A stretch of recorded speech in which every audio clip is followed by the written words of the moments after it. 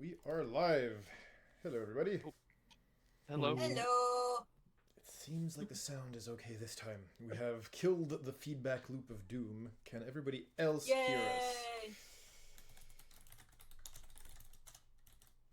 We can hear ourselves. Can other people hear us? 1 2 1 2 testing. Is the sound coming through? Are we Oh, coming Rosa through? says yes. Alrighty, we are live. And without technical difficulties for the first time. So far. Don't say that. Yeah. Don't say that. You're gonna Okay, jinx it. okay, Yeah. okay, okay. So Alright, alright, far. alright. Alright, so far. Just fucking jinx it. Right. We're done by y'all. Well, I that's opened it. my mouth. It's over It's now. over, boys. Yeah, just because I said that, my internet's gonna cut out for like 10 minutes just to, force us to take a break randomly. So if we cut out, you'll know why. No, okay. Jokes aside, hi guys, we are back. So yes, we have talked. Okay, ladies and gentlemen, we have talked, and a few new additions, one of which you can see quite clearly already from here, which is Azrind, who is going to be joining us. Do not mind the placeholder thing. I have his character name, and the layout is going to be dropped after the break with his proper character name and everything on it. That also being said, as you guys can also see, we are having this every week now. It has been talked about, and we are going to tentatively try to do this every week instead of every 2 weeks. So yes, that means more TOTOR for all of you. Yay! This Yep. is an absolute win. Right? Okay. So, that being said, you had all had quite the episode the last time.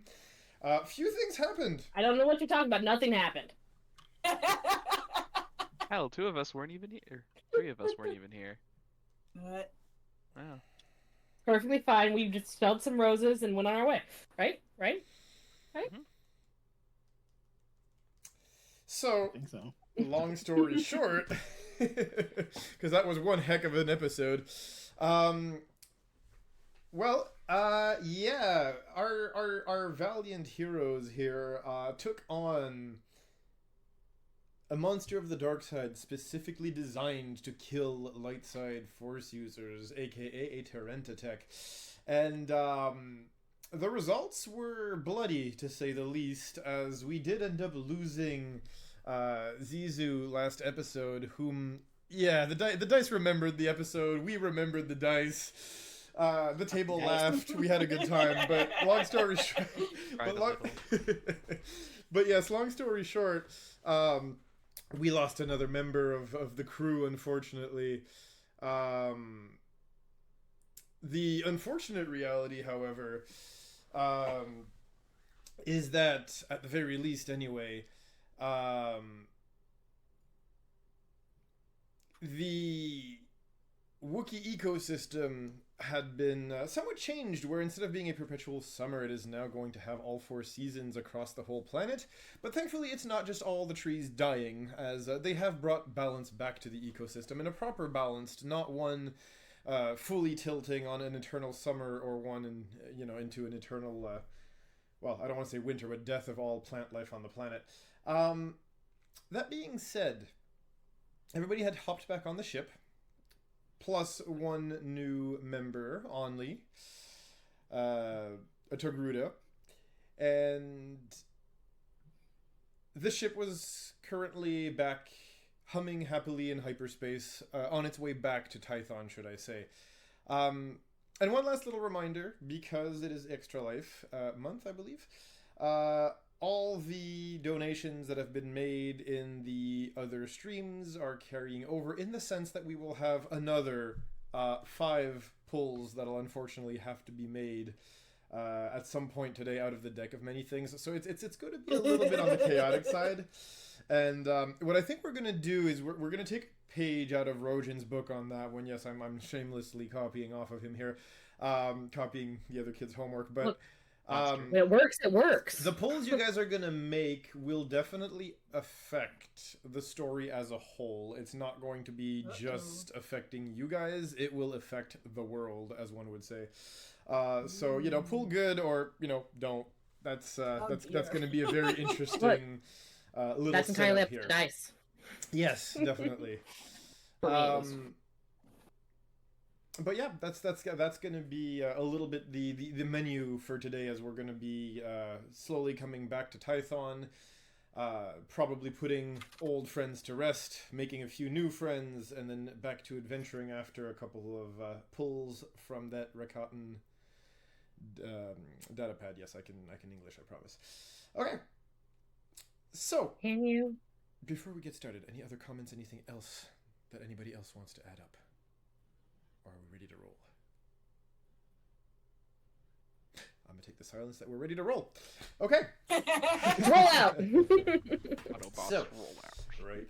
So on that note, we are going to go back to that hum from the hyperdrive, as a few days later the ship will disengage from said hyperspace. And don't say that, jokester. My dice crit already too much last time. They're in timeout. So on that note, That comment is not for the DM. It's only for the players. I'm rolling dice too. I'll have you know. Doesn't matter. He was not precise. Should have said may the players dice crit, because I mean, look. Anyway. So yes, jokes being said here. Yes, you'll feel a sudden lurch as yes, the ship will be exiting hyperspace near Tython. Mibble, since you've taken kind of the semi de facto pilot role for our ship here, you'll have an alarm wired into your bedroom to basically, you know, your cabin to basically wake you up. At this point, anytime the ship leaves hyperspace. So if you're not already awakened at your post, this is definitely going to make sure that you are. Yeah. So, we'll take it from there. Mibble, you are woken as the ship leaves hyperspace. What do you do? Complain first. Typical Mibble, we like it. And then he'll get up and go and check, see what's going on. Okay. So, nothing too crazy, really. It's just literally that the show, the ship, has exited hyperspace. And, Right. you see that you are indeed in Tython, so thankfully nothing went too crazy. You weren't pulled out of hyperspace by anything. You are now officially, you're now officially in Tython. You've returned home, really. Okay, head down to the planet to the Jedi Academy and do the procedures to land. Okay. So yeah, you connect with the air traffic control. They do guide you to your usual berth here, as your ship is docked right next to the temple, really. Sort of almost a VIP docking here, as you will be greeted as you arrive. Next, I'll go and see if everybody else can wake up and join.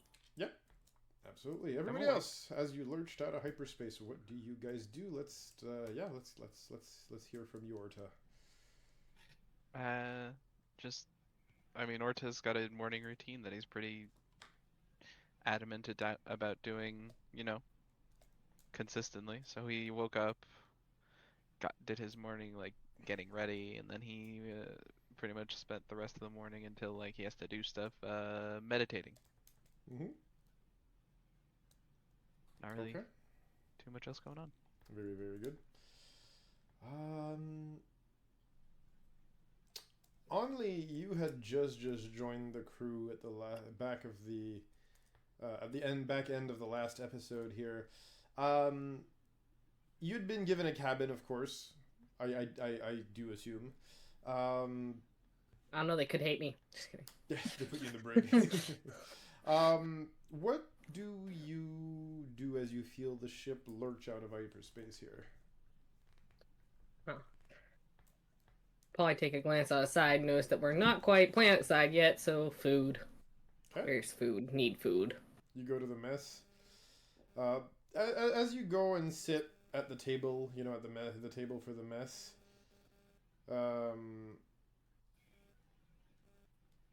you'll actually notice a bit of a scorch mark on the mess table, almost like something detonated there, like somebody threw a grenade or something. You do these things to me. You think I'd let you forget? Never. I am a DM that refuses. Joke to your luck, we just had one of our cabins become vacant. Facts. So you'll have to clear out the amenities of the previous tenant and the tenant before that. Shit. Thankfully, it does not smell like chicken in here anymore. That at least was properly ventilated and cleaned up. Well, I mean, Scorch Mark is no mind to on Lee having food and eating over it. Oh no, this is purely to torture you, the player. I know. Always. You blew up my MacGuffin? I'll never let you live it down. No, I'm just kidding, I'm kidding. That's like the cannonballing, the eye twitching and everything. Alright. You know, I'm getting the sense that Tilt was more attached to Davi than I was. Just a little bit, don't worry about it. Alright, so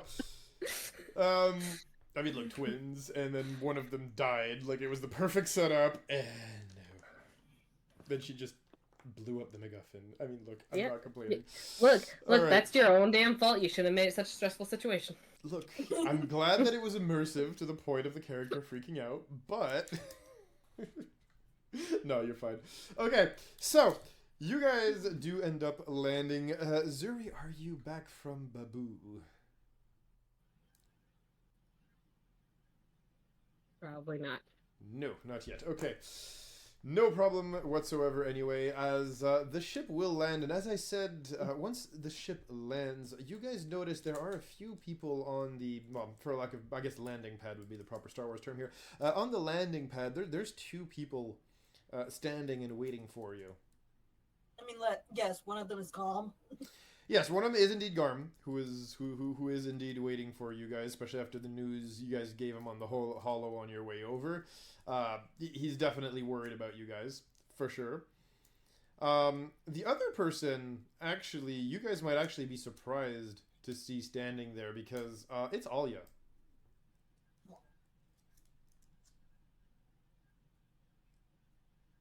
Really? Yep.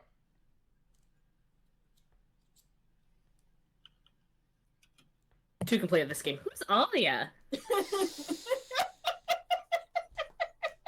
The person who killed Davi's sister. I don't know who that is. Who's Davi? Who's Davi? You don't know who that is, but... but yes, there's Alia that's actually standing next to him, oddly enough. She's wearing restraints, but she's standing next to him.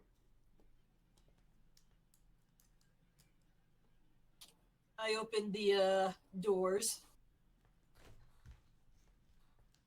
Okay. The doors do hiss open with a pneumatic. Well, hiss.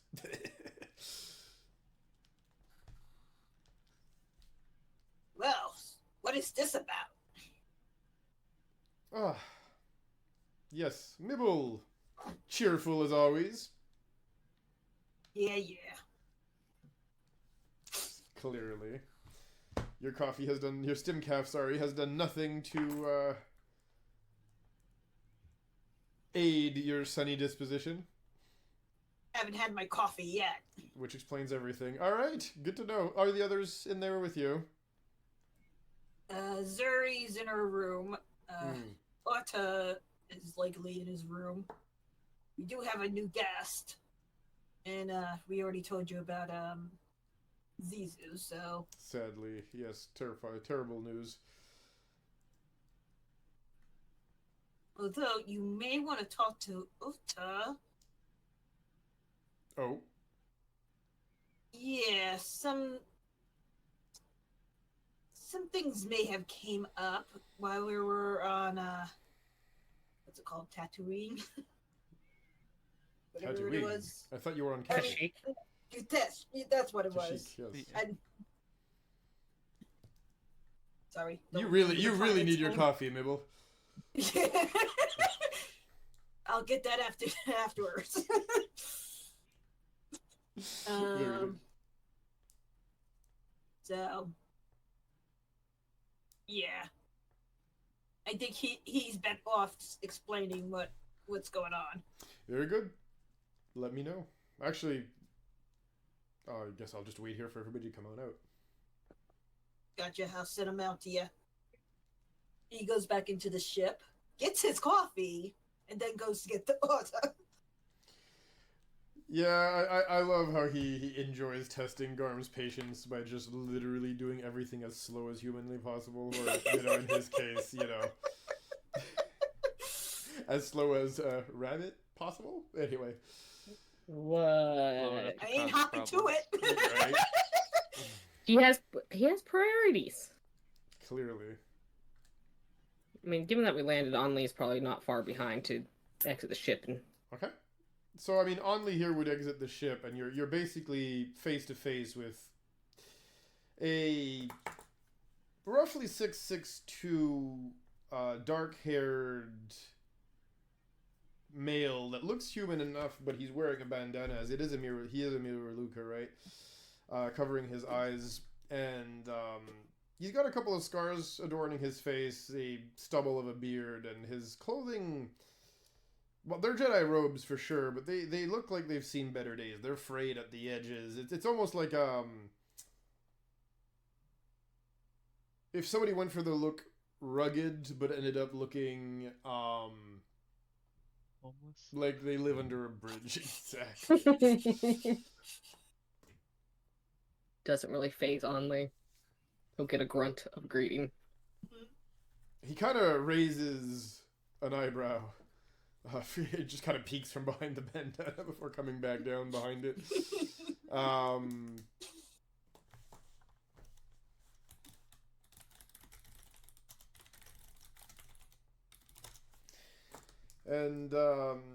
But yes, at that point, you do also see standing next to the man, what's her name? Alia, right? Alia. Which, did I even describe Alia way back on episode 1? I think you I did. believe so. I did. Okay. Good. Yeah. Okay, so you guys know what Alia looks like. Good. Okay. So that being said, yes. You see a woman basically in restraints next to him. She has a faint smile playing on her lips, and a fairly sharp, almost powerfully intelligent gaze that instantly sizes you up as she looks you up and down. Well, she's blind. There is that. But she's still sizing you up and down, funny enough. Almost like losing your eyes is not really the end of the world for a Force sensitive. But anyway, moving on. Foresight is a thing, damn it. As proof, there are people who don't even need eyes to see. Right? Or mouths You know, to I speak. used to know a pair of twins just like Oh, everybody's got the jokes today. How could I say I have a killer sense of humor? I'd say your joke hit the mark, but that might be a little too on target. I don't know. I don't know if it made the cut. Look, Anli's used to being around a bunch of Wookiees. People sizing her up does not phase her one bit. She's kind of used to it being a short-ass person surrounded by Wookiees. Of course. Whew. Yeah. On that note, okay, yeah, so, Zuri and Orta, you're the only two who've yet to get off the ship. I guess, Zuri, I think you said you were good to go for a bit right now, so let's have you squeeze in a couple of lines, before Child takes your attention again. Yeah. Okay. Yeah. I mean, on the journey over, she was pretty much meditating, Mm-hmm. not holding the saber, but definitely on one of those, like saber holders, like the display, Yep. in front of her while she meditated. And then when she landed, she wouldn't touch it. She'd probably wrap it up in some cloth before walking off. Okay. Definitely surprised to see Alia there. So yeah, Alia is there. She kind of sees you, and before Garm could even say anything, she kind of looks at you, and you see her smile go from ear to ear as she's beaming at you, and she says, oh, "You found it!" Ooh. Completely quiet and ignore. Right, just like you don't exist. As Garm kind of looks at Navi, wow, at Alia, then it ain't me if I don't brain fart the name. Wow. Navi, I know she's right Dharma, now, but come on. we are not letting this is the we do not let Tam live anything down today. Wow. Talk about a post-mortem, dear lord. Right. This is When post-mortem necromancer gonna hold my time. sister, and then Yep. who do I need a snack for it? There you go. No, but Garm kind of looks at Alia, kind of almost double takes, then looks back at Zuri here, and he says, "Oh." She just shrugs. And clearly, that was difficult for you. Huh. Well. Why is she out here? Well, even the most, for lack of better terminology, heinous. Or heinous? Heinous. There we go, heinous. I mean, look.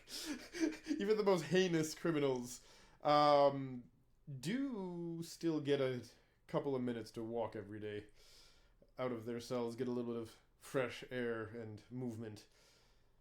She's under good guard. Greeting us as part of it. Interesting. No, it just happened to be a question of timing. Well, I'll let her continue her walk then. I will be in my chambers. She just walks. As you walk off, you can feel Garm's eyes kind of boring into your back as, give me a perception check here, if you don't mind. Sure, and let me open up roll 20. Didn't expect to have to roll dice today. No, that's not it. I just... There was a lot of things I forgot to do before the stream. Got you. Let's see here. Give me a second so I can... There we go. Okay. Okay, you said perception? Yes, please. Perception. Okay.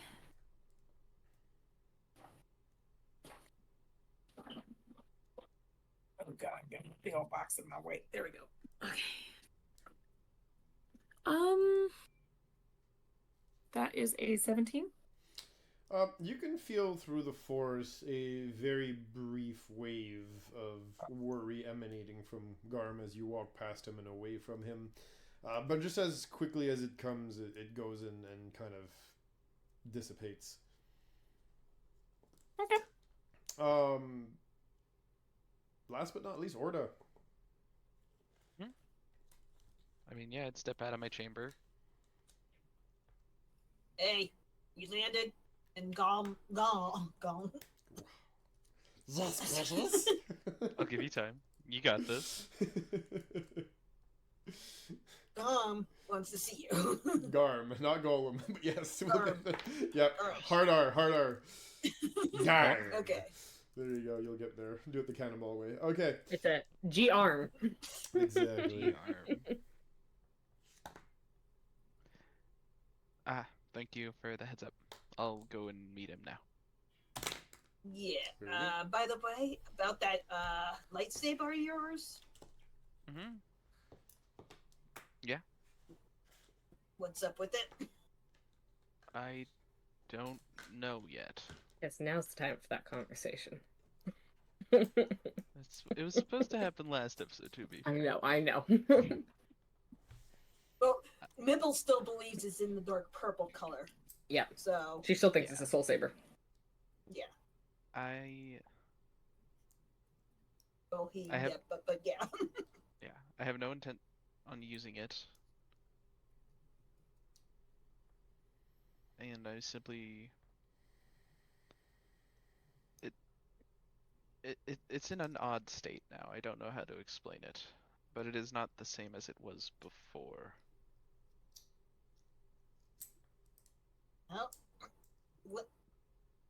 You know what? Save it for him. All right. That's fair. Yeah. Orda gives a small bow and continues out to the ship, to the where that thing go down on ship to let you walk out ship. The ramp? The ramp. Thank you. The airlock and the ramp, yes, you'll get there, bro. We're good. Yo, It's been a day. Okay. Yeah, you can't just say that you exited the ship. no, You don't have to worry about descriptors. no. The boarding plane. I walk The the dead plank. playing committee. Yes. No cannonballs here in space. Space cannonball. He's a Space space Cannonball pirate. can't hurt you. It's not real. Space Cannonball. Roll me d20, matey. For your death saving throw. Okay. Oh god, space cannonballs now our boogeyman. Yo, anyway, right? You just see an ancient dreadnought teleport out of nowhere, out of a wormhole. You don't know why. Okay, no, we're kidding. We're kidding. All right. Where are we? That being said, no, jokes aside, yeah, you exit the airlock and come down the plank. I'm calling it the plank now. The boarding ramp, and you see Garm and Alia standing there, right?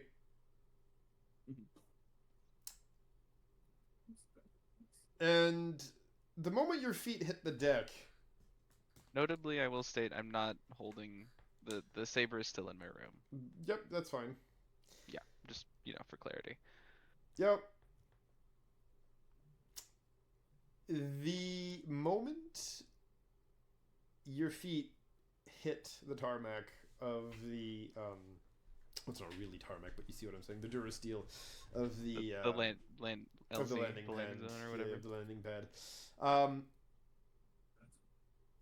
Alia, like, her entire body, like, perks up, almost like she got hit by an electric shock of some kind. And although her eyes are no longer functional, as they clearly got, either lightsabered out or burnt or whatnot.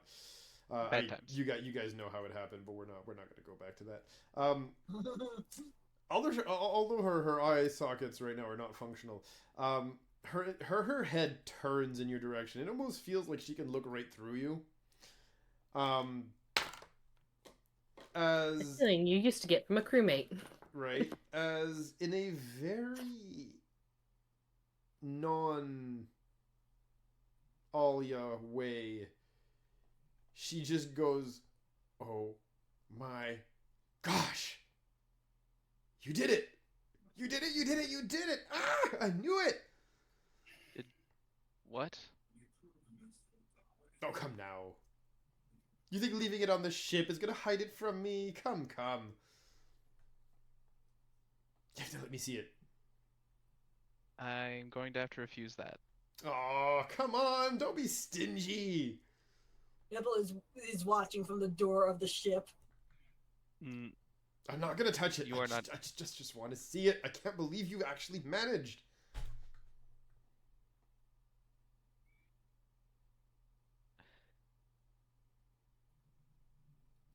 do not take this as from a position of ill will or ill belief, but I do. Oh not yeah. want to You risk don't having trust me. you I do get it. She cuts you off. She's like, "It's fine. After what happened, I know, I get it, but like, you kind of managed. I don't even know how the heck you did it, but you kind of managed to do in like a week what took me months to do. And somehow yours feels... I just have to see it. You're not going to see it. Stingy. Fine. As Garm kind of just shakes his head like he's so done listening to her talk. Fair. And he kind of just motions to another one of the knights and just kind of motions for her to be brought back to her prison here. As he calls another like 3 or 4 other knights, and they kind of start bringing her back towards the prisoners' quarters, you know? Yeah. Or, yeah, I guess you could call it that. Med Bay, probably a little bit. I The imagine. Jedi dungeons. Yeah. Secret The dungeons. Holding Jedi cell? dungeons. Yes, her holding cell, exactly. We're just forgetting every single normal I word can't today. English tonight, guys. I had a You know- long day. I just spent 12 hours doing crazy stuff all day. I am burnt. I'm proud of you. Thank you, love. I appreciate. But yeah, on that note, Garm's gonna say, all right, well, I'll meet up with all of you probably at the cafeteria, at the mess. In the meantime, relax. Take a few minutes to talk to each other if you need to, or do as you see fit, really. I do have a few things I have to do, but yeah, I'll definitely meet you guys there once you've done what you have to do here. He's going to look at the ship and then at Mibble and say, Mibble, by the way, do feel free to talk to the temple's quartermaster if you guys need supplies or anything to refuel the ship or replenish your stock of food or medication. Very well. By the way, Yes. what happened to what was his name? Brick? Brick, yeah. Well, unfortunately, after what happened to his brother, him and Alia had to be very much separated, and so they don't have the same schedules for their walks. Yeah, so he's still locked up then? For now, unfortunately, you have all been gone a few days, only well, about a week really. It takes a little longer for judgment to be rendered, especially in a situation as complicated as, well, his. Understood.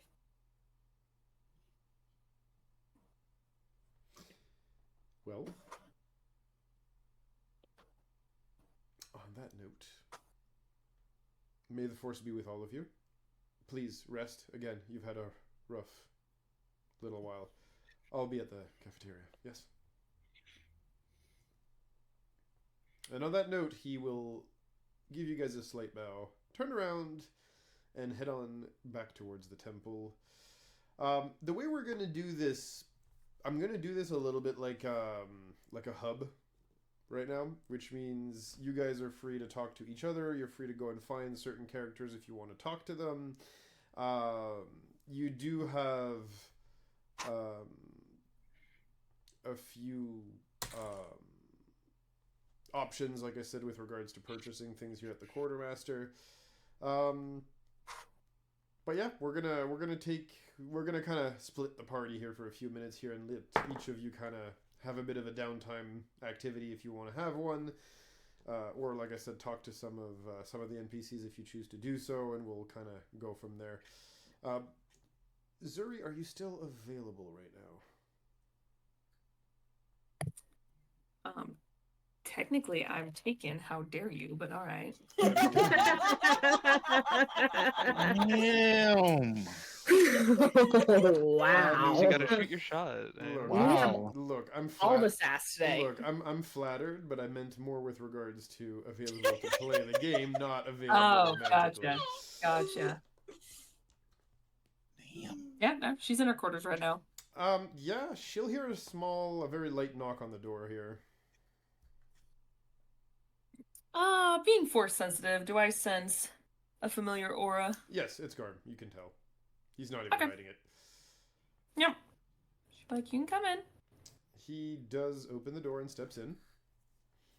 She's she's not meditating, but she's in a meditative position in the center of the room, in front of what looks like a small little altar. He walks into the room and will actually sit cross-legged, also in a meditative, form next to you. And he'll take a few minutes to regulate his breathing. You'll see him start kind of hovering about 2-3 inches off the ground as he sits there cross-legged. And after a few minutes, his voice will once more be heard as he'll simply ask, well, or, just simply say, well. Hmm? Talk to me. What is it you want to know? Well, there's a few things, but you know me. I won't pry. So, how about you get started? Talk to me. What happened? What's up? Well, I didn't know if you want to know specifically about the job or our findings or anything else, but if you want to know everything... Full report? She basically gives the details of how they had to earn the trust of the Wookiees and go to the Great Tree. Basically explained about the ancient technology Mm-hmm. From the outside, and then their findings inside. Mm-hmm. How the balance kind of controlled the planet itself. And then at the very end, she just kind of takes a deep breath and she goes, "Of course I have the Sun Saber with me, but I got a very powerful vision from it."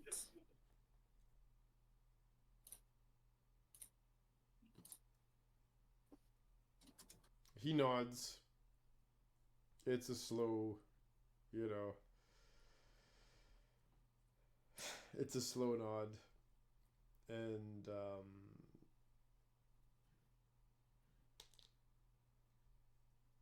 it takes him a few minutes before he adds, well, what form did that vision take? She would have explained it. Like, I need to explore more about this saber. I feel like I didn't get all the details with it. And something so powerful needs to be studied to know how to counter what the Sith have planned.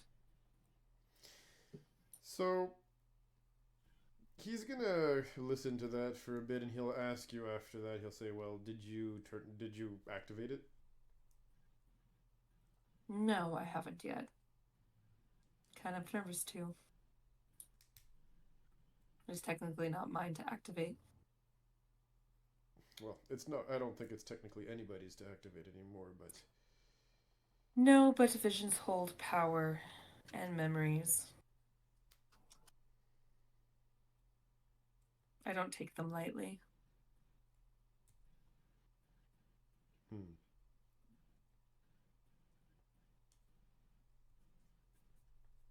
Well, if it's been sitting there for as long as you say it has, I wouldn't be surprised if its power cell was depleted anyway.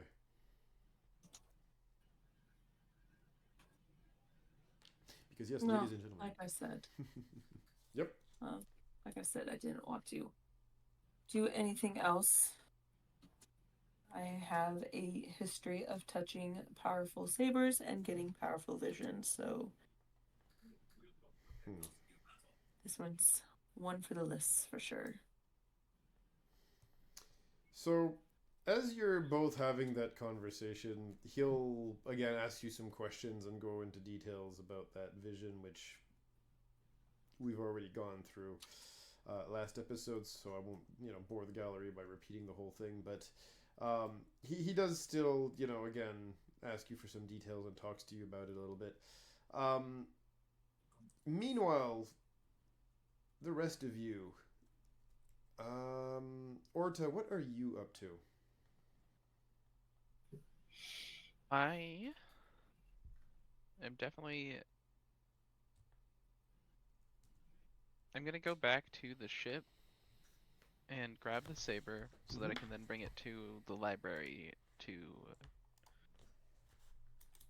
basically try to find someone who is more adept with the topic, or one of the higher ups or one of the people who gave us our mission, and try and figure out the situation with them, as well as, from any possible books that I've read or can read.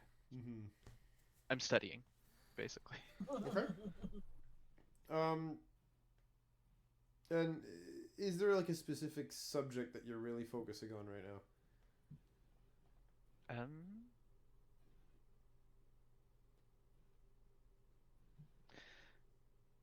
The best way to describe it would be I'm trying to study what I can about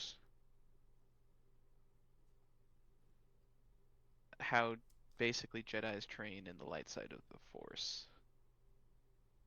If that makes sense. You mean like the training you've already done to become a knight? Well, yes, but like the details, the history of why it's like that, what mentality brings it about, the nitty gritty. Because if I can identify The that theoretical side, not the practical side. precisely, the theoretical side, so that I can try and like translate that into other details. Hold on, someone's at my door. I'm sorry. No, you're good. But basically, I'm studying. Gotcha. All right. Don't worry, I did not forget about you. You will be joining them soon enough. I know. I figured I'm just in a waiting room somewhere. Yeah, sorry. It's just, well, actually, no. Juggling. You're probably Listening to Juggling. awful music. elevator music. The true Jedi meditation training. They lock you in a room with elevator music for 2 days straight. Yep. And you have to not go insane. Just a horn and a piano. If you manage, you are impervious to the dark side, and they know that you won't turn. There's nothing that'll get under their skin more than that. But yes, I'll don't worry, I have not forgotten. I just have to kind of organically include you into this. I know. Yeah. Only, what do you choose to do right now? Because that actually might be pivotal. I mean, no one's really given me any directions, Nope. and seeing how I haven't traveled far from Kashyyyk very often, I'm gonna go exploring. No one's stopping me. I'm gonna literally wander around and see what I find. Cool. I mean, she doesn't have a super imposing look from visually because she has a lot of lean muscle as opposed to bulky muscle, and she's only 5'3". Mm-hmm. Don't mind the giant vibro axe attached to her back that she can throw like a toothpick. Yeah, she's just gonna, as long as no one stops her, like, she won't go anywhere she's not supposed to go as long as someone tells her she's not supposed to go there, but she's just gonna wander around, see what there is to see. Okay. You go wandering around here, and, as you're wandering... Give me 1 sec here. As you are wandering, I need you to give me a quick perception check. Is it I can me? do that. Oh, her. Never mind. Nope. Yep. For now, her. But don't worry, I'll get to you. 14?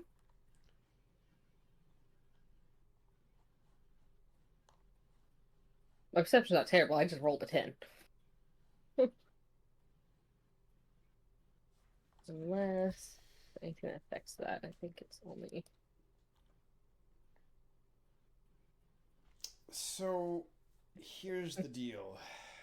As you're exploring and looking around, on a pile of crates, at the further end of the landing pad, right? On top of the crates, like almost like somebody forgot it there, you see a data pad.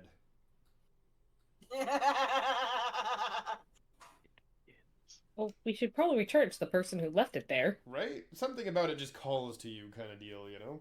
Or pick it up and see if we can figure out who it belongs to. And of course, when you pick it up, you touch the screen, and I need you to roll me a d22. Time for your pull.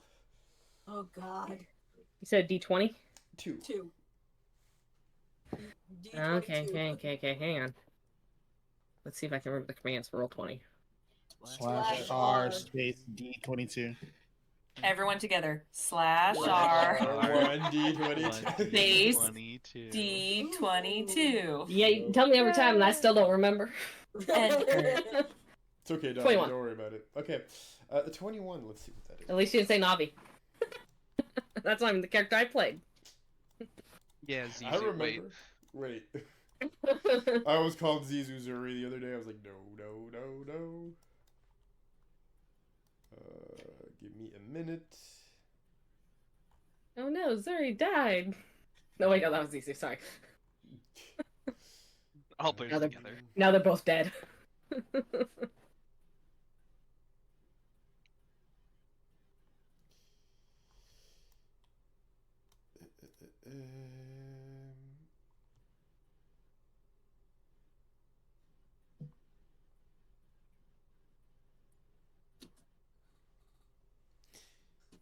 Actually, funny enough,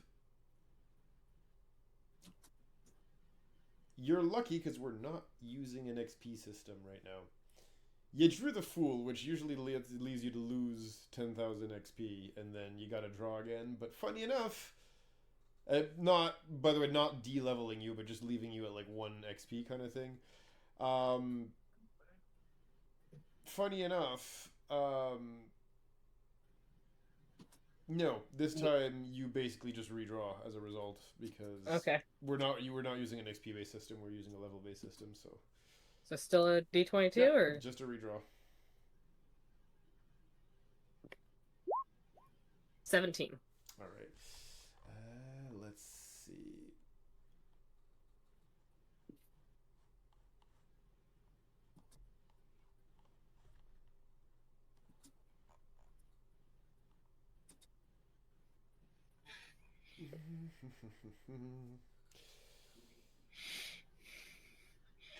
Well then.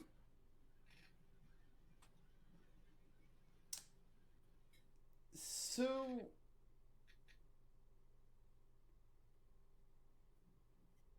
I don't know if I like this pause. the rest of you, yeah.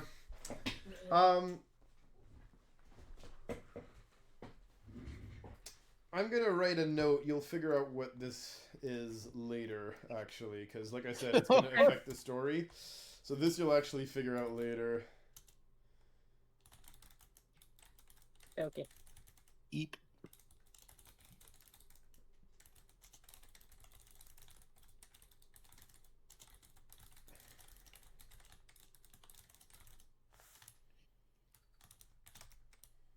Long, awkward pause. Right. I'm just writing it down real quick. Okay, there we go. Yes. What's up? No, we're good. Okay. Yeah. So that being said, you kind of, touch this thing, and you feel like something definitely happened as you touched it, and you kind of realize, oh, yeah, no, I don't know what the heck happened, but that had just disappeared from my hands. We're just going to walk away, attempting to pretend like nothing happened. Right?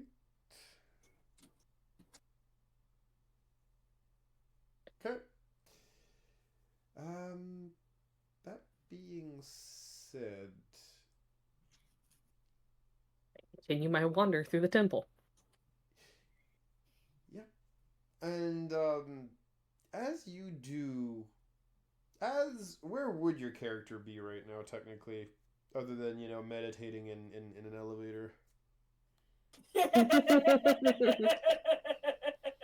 My favorite place to meditate is an elevator. The music is quite soothing. Ah, yes. Mm-hmm. Up, down.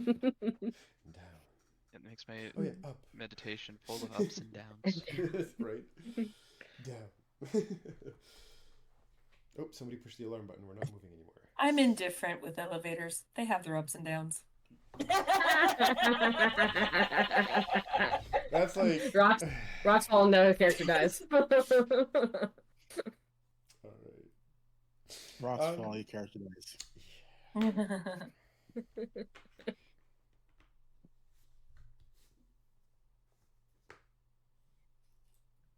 Oh god, so you're not just hashing it out back to back to back. All right. I'm still waiting on Asrin to kind of. Would you be in your quarters? Would you be out eating at the mess hall? Where would you be right now? As training in the yard? I'm sorry, I didn't hear you. Oh, you're good. I would probably, knowing Kodav, he would probably be in the med bay, assisting as needed. Okay. When you're in the med bay, at one point you see this Chica with basically a lightsaber wound, having cut both of her eyes out. Be brought in, and she's kind of put into the Kolto tank, right?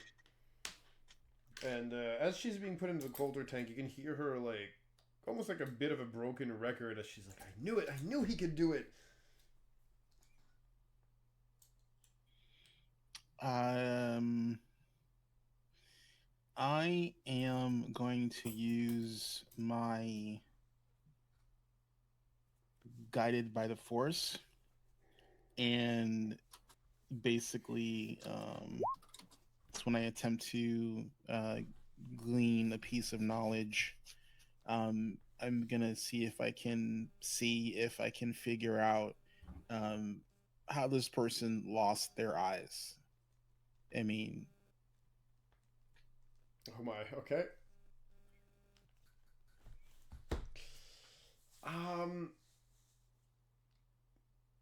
Sure. Is there like a roll or a save here for this? Let me check it out.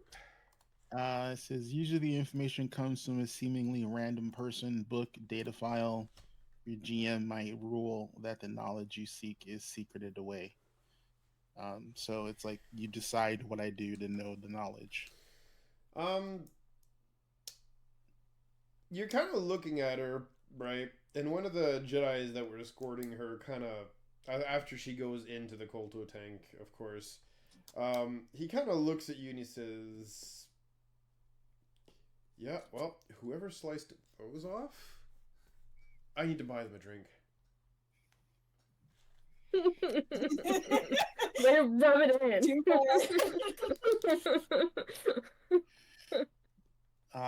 She doesn't look like a Sith. Well, did she wrong you in some way? Oh, but she is one. Was one? Who's counting? They kind of shrug a little bit. Yes, they make them in that package now. Shame she couldn't be converted. It pains me when I see one lose their way. The jury's still out on that one, but yeah, she kind of butchered the academy on Tatooine. She killed younglings. She killed everyone, masters included. Almost. Oddly enough. Almost everyone. It's sad. And why is she still alive? Is she being brought to trial? Yep, you got it.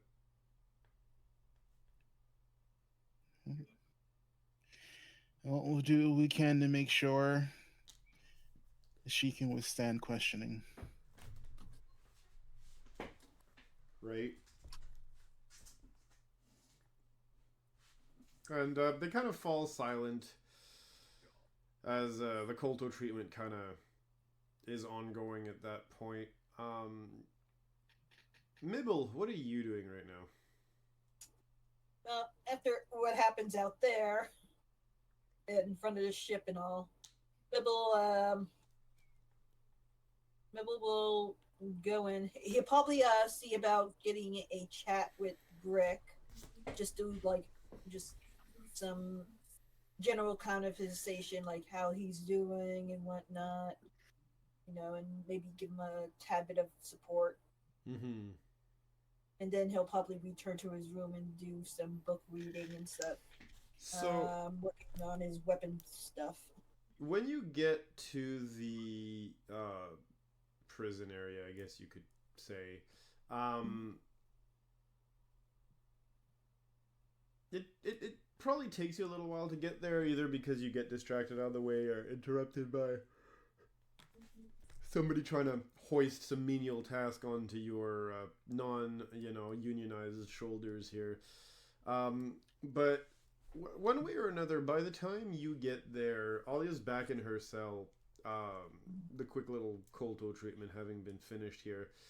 And when you do get there, you can hear her, like, mumbling to herself, where she's like, ugh, just make him stop. And it doesn't take you long to figure out what she's referring to, as Brick is in his cell, grunting, as he's clearly working out. He's doing some good old push-ups right now, but he's doing them one after the other, and not hiding the fact that he's very frustrated. Hey, how you doing? He looks up at you, and you can see, like, beads of sweat kind of roiling down his muscular frame as he kind of looks up. He says, "Oh, boss, didn't see you there." Hey, just got here. So how you holding up?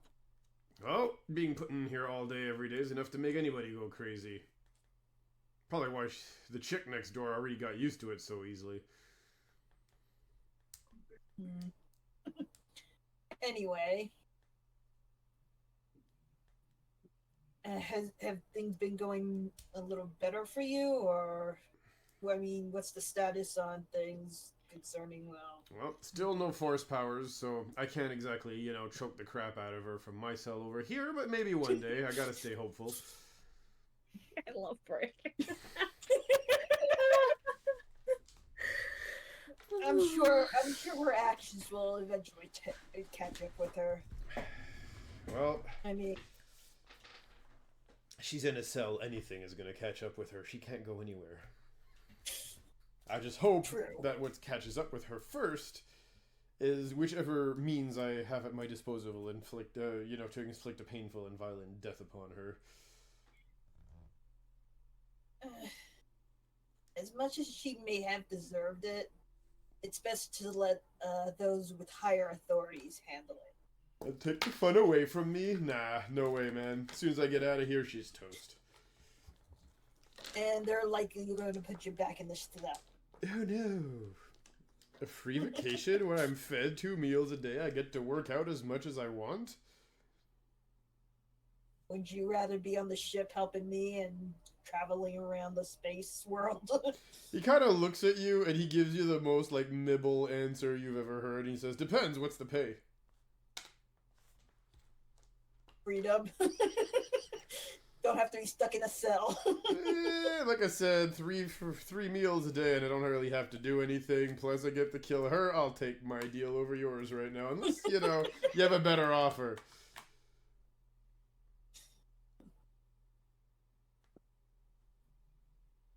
He wasn't like this when he first. 3 days does a lot to a man. Right. Well, about a week, but yeah. Plus losing your brother.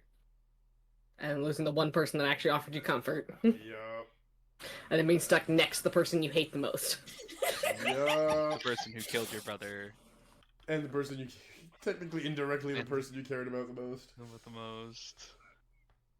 And the person you cared about the most, sister. Yeah. We all make mistakes in the heat of passion, Jimbo. Poor Brick. Well, if you do change your mind and want to start traveling and working with me again, I do have some things for you that I would like to give you. I mean, look, if it's a big pile of credits and the head of the girl next door, I'll take the deal. I can't really promise you the head, but I can see what I can do about paying you and whatnot. I mean, look, big pile of credits and no head is better than no pile of credit and no head. And with a big pile of credit, I might be able to buy something that'll, you know, get me the head. So you know what? Sure. All right. He is very fixated. A little bit, just a bit. You think? I think we just went over why. Right. God damn it. Brick. So, Yep. try to keep your nose clean and possibly things go well. And when you get out of here, you can come and see me. And you always have a place on the ship. You know that. I mean, look, about keeping my nose clean, I can't promise you anything. The showers here are not exactly, well, for the prisoners at least, the best in the world. But yeah, you know what? I'll do my best. Just don't get yourself into any more trouble. He kind of gives you a, oh, I'm definitely going to get myself in trouble grin as he says, sure things, boss. Right. He'll leave it at that and go to his quarters that he has here. Yup.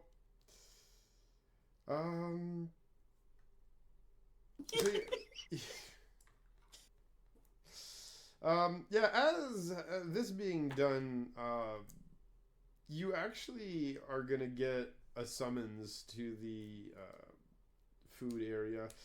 We're gonna go back to Zuri real quick here, and we'll go. I think we'll have everybody meet up in the mess real quick after that. Yeah. Zuri. Yep. Garm is going to, you know, finish talking with you for a little bit, and he's going to excuse himself, saying that he has to go speak to the council for a bit. When he comes, That's probably best. yeah. When he comes back, he's gonna look at you and he's gonna say, "Well,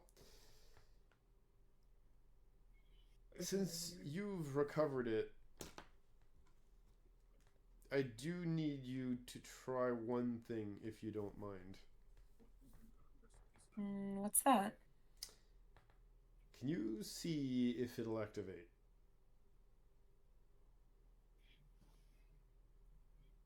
Yeah, I certainly can.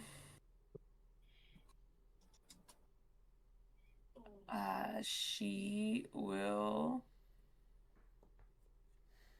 go ahead and calm her mind as she reaches out to hold the saber once more. Okay. When you do hold it, I need you to give me a wisdom saving throw, please. Oh, that's what I'm good at. Oh, good. Maybe you'll be able to hold the Oh, visions kinda. at bay. Well, let's see. Well, when the dice balls oh, no. I'm actually okay. 18. No, that's fine. So you can feel the visions coming on, but this time you're kind of prepared because you know what this thing is, and you kind of manage to kind of push them to the edge of your consciousness, where it almost feels like somebody's just listening to the radio, you know, but just on very, very low volume. Where it's kind of annoying, but it's fairly easy to ignore, and you're able to actually keep your focus on the here and the now. As yes, you are holding it with the activation switch under your thumb. Okay. And I will see if it activates. When you push the button, it does activate. What color is it? Sunny D orange. Is it yellow? Sunny I was D gonna orange, say that's what I was yellow picturing orange. too. It's Sunny D. It's blinding, is what it is. You know when they say don't look at the eclipse because you're gonna hurt your eyes? Why my eyes hurt. Good thing Garm doesn't have eyes. We can't blind him with it. Probably blinds him in the Force world too.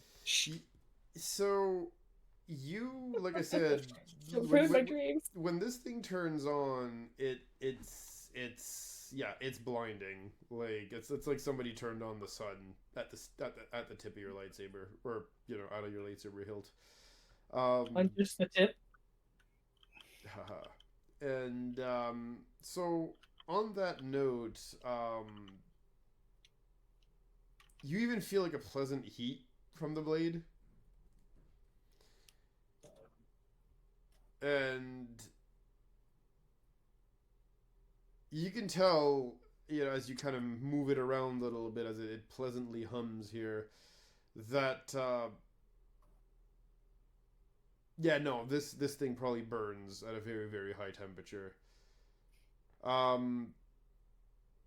my. And Okay. it's give me a actually, you know what? Give me a strength saving throw, please. Oh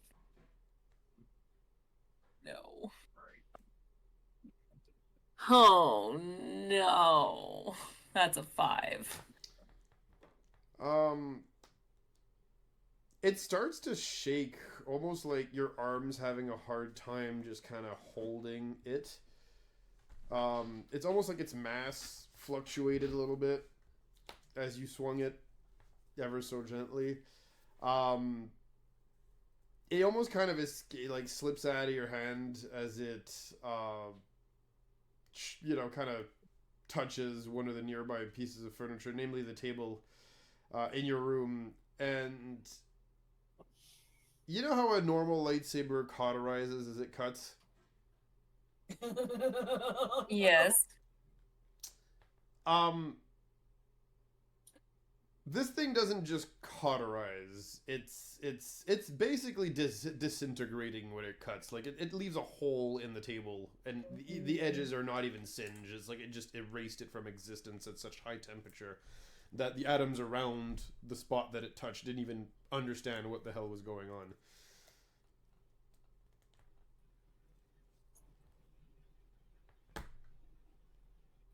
So it's on the floor right now. No, it's just it's swung wide. It's- Basically, you're still holding it. It's She just dropped it. it Okay, feels really yeah. heavy. I immediately turn it off and put it back on the display as quickly as possible, as she does not want to just drop something like this, but very much wants it out of her hand. And that's the thing too. Like it as you were holding it at first, it's fine. It's just the moment you tried to swing it, it almost felt like the laws of physics were not working right, as it felt like the saber had a lot more inertia than it ever should. And by that I mean once it starts moving, it wants to keep moving in that direction. Another little question for you at this point. You put it back on the pedestal and everything. What do you do at this point? She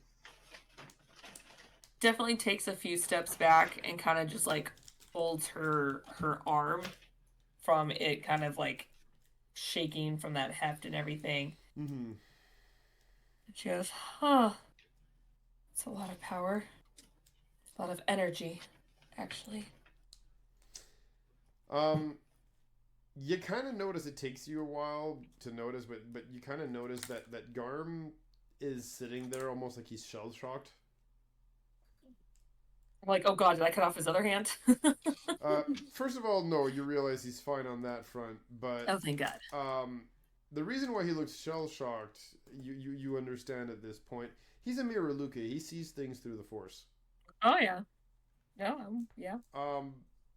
Whatever that thing was, you kind of turned a flashbang on for him, as far as in the Force, anyway, is concerned. Look, I can't flash him traditionally, so I have to do it this way.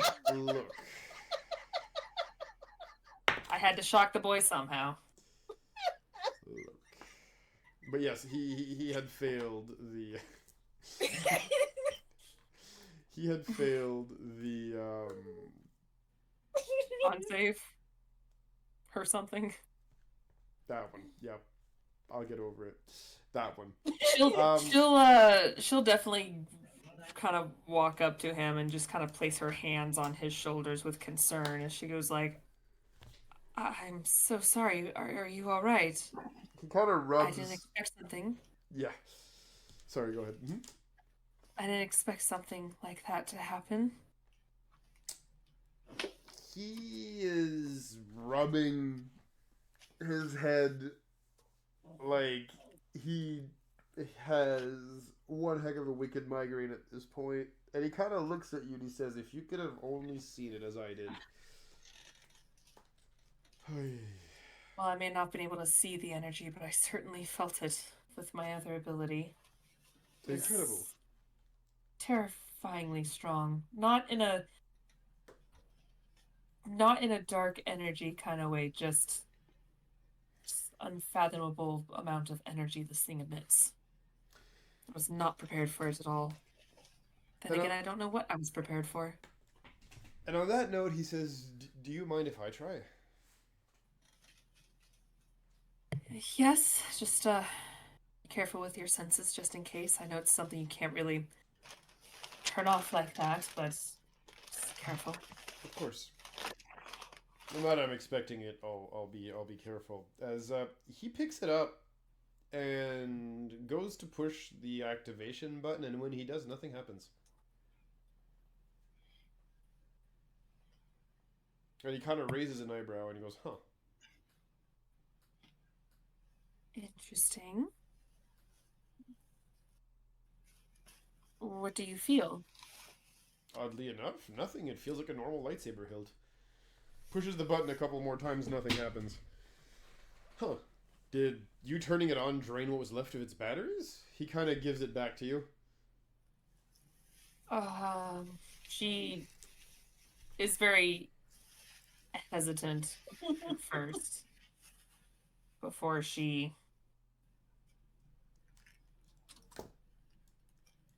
grabs it.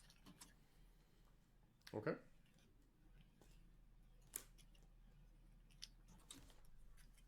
And just doesn't turn it on yet, just see if she feels anything. I mean, it feels like a lightsaber. Same way it felt when you held it earlier. I mean, you feel like the visions are kind of there, swimming at the edges of your consciousness. But again, unlike the first time, they're not assailing your senses. They're just kind of there, hovering.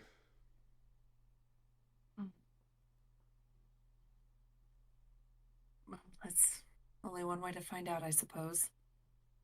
As she braces herself and turns it on. It deftly turns on as the blade hums again, projecting a very intense light on the walls of your cell, of your room. Immediately turn it off and quickly put it back down. Huh. Yeah, that's interesting. Yeah. I wonder why. It can't be something like a chosen or selective thing. It's not a thing. Yes, I created my saber and can wield it, but if I were to hand it over to someone else, they can wield it just as well, so He does nod at that. understand. He kind of furrows his brow as he looks at it and he says, "Yeah, and I have no idea, well, no more idea than you do right now, as I would have to most probably take it apart to figure out why this is the case."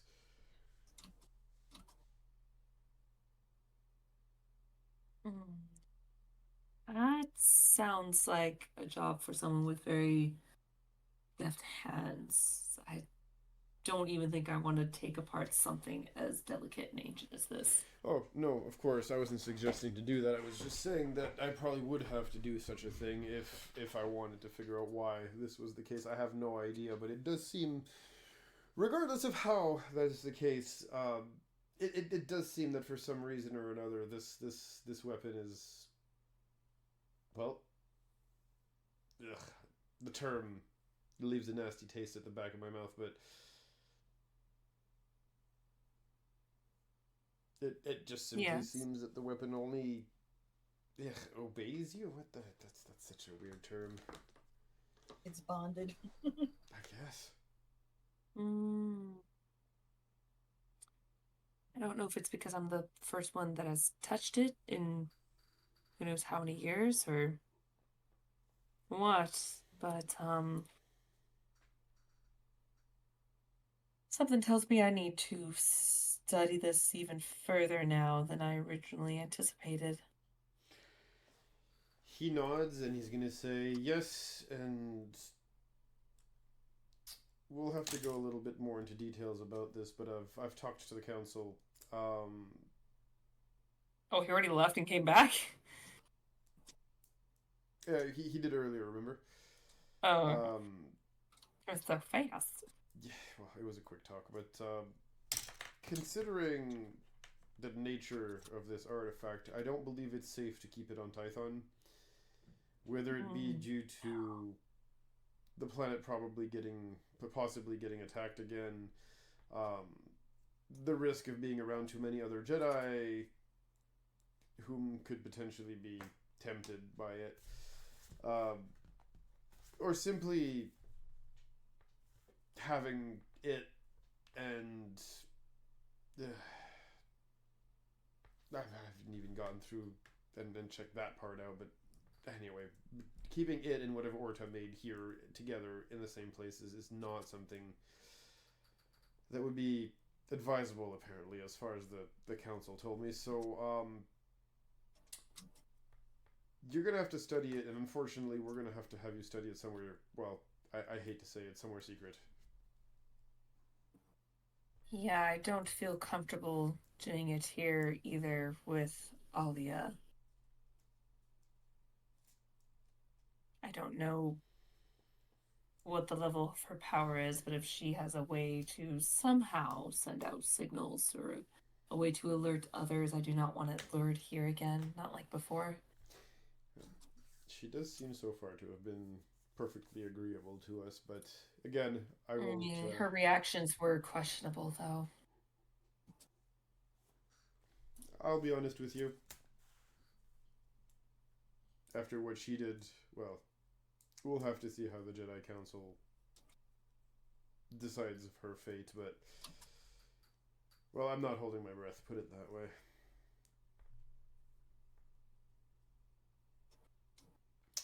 Well, with how soon everything is, it's just safe to say that we don't keep this here for now. A good idea, of course. Where do you suggest? Well, here's the thing.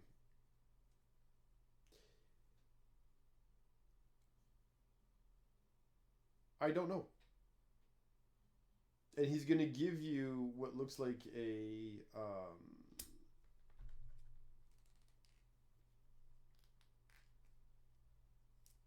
what's it called?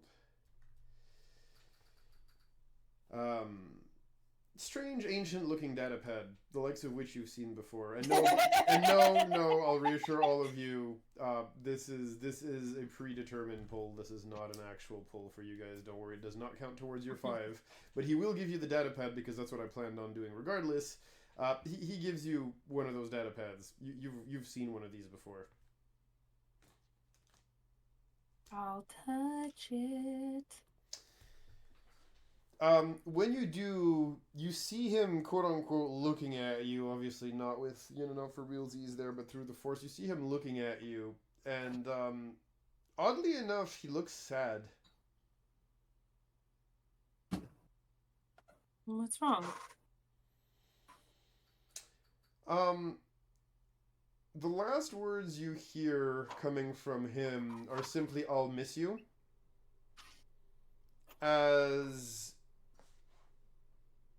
the datapad kind of warps, weirdly enough, vibrates in your hands, and shrinks almost instantly to the size of a pin needle. And then this ball of darkness kind of expands from it and swallows you whole. With the sun saber on the floor? Nope. That would have sucked. No, it's gone right with you. It's definitely that cliche slow-mo moment of her slightly wide-eyed, like confused as to what the heck's happening, opens up her mouth and kind of reaches out to question what's going on, and then zap. Yep.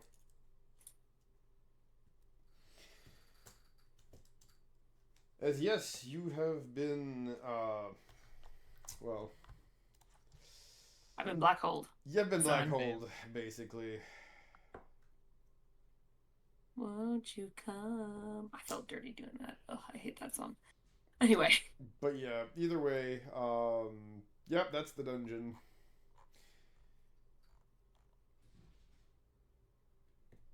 And, yeah. On Arcania. Hmm? It's the only like hidden temple that I know of my Star Wars knowledge. But yeah, you've been I whisked don't know if there's anything else. You've been whisked away to some unknown destination, which kind of allows me to quickly segue. Do you want to go ahead or do you want me?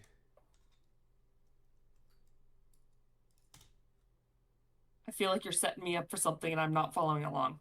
The announcement. Reasons. Oh yeah, no, I could do it at the very end. Oh, okay, that's fine. But yeah, so then that's that. On that note, everybody else, right? You'll eventually make your way to the mess hall here. As you will actually be at this point, asked to tag along, basically, as you'll receive a message on your, as Kodav will receive a message on their personal datapad or comlink, whichever one you're carrying at the time, asking you to meet at the mess hall. The message is from Master Garm, who's a fellow Jedi counselor.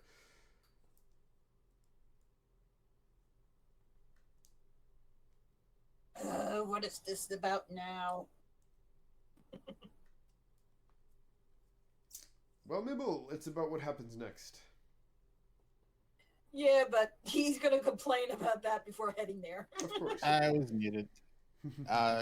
Kodav uses a basic wristpad. Okay. As far as I could tell from the books, it can also be a communicator. Yep. Because I didn't want to like carry a bunch of like weird tech. That's fine. That's not his deal. Got you. Okay. So yeah. On that note, I would assume the rest of you or all of you group up at the calf. Well, yeah. all of May's you- probably there before everyone as she just followed the smell of food. right. She's already sitting there with a huge pile of food in front of her on the table. I guess I'm leaving from the library. Yep. We'll get back to that after, Orta. But yeah, I mean, you guys get there. Well, all of you except for Zuri, really, right now. But yeah, here you are.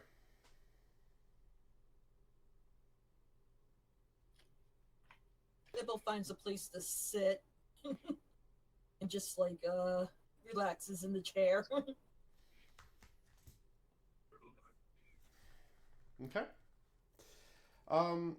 Yeah, you guys get there, and once again, you kind of see Mibble.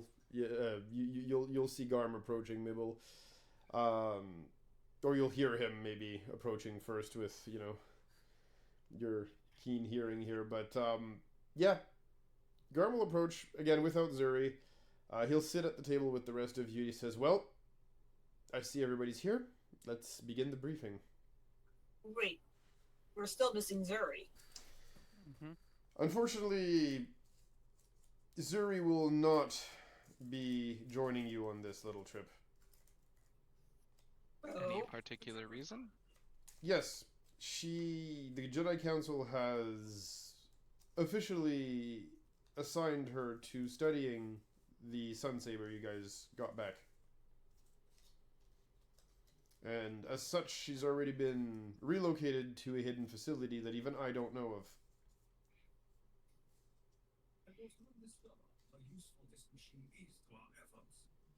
okay. That being said, it's still a big galaxy out there, and there's still a lot of stuff for you guys to do. All right, so Right.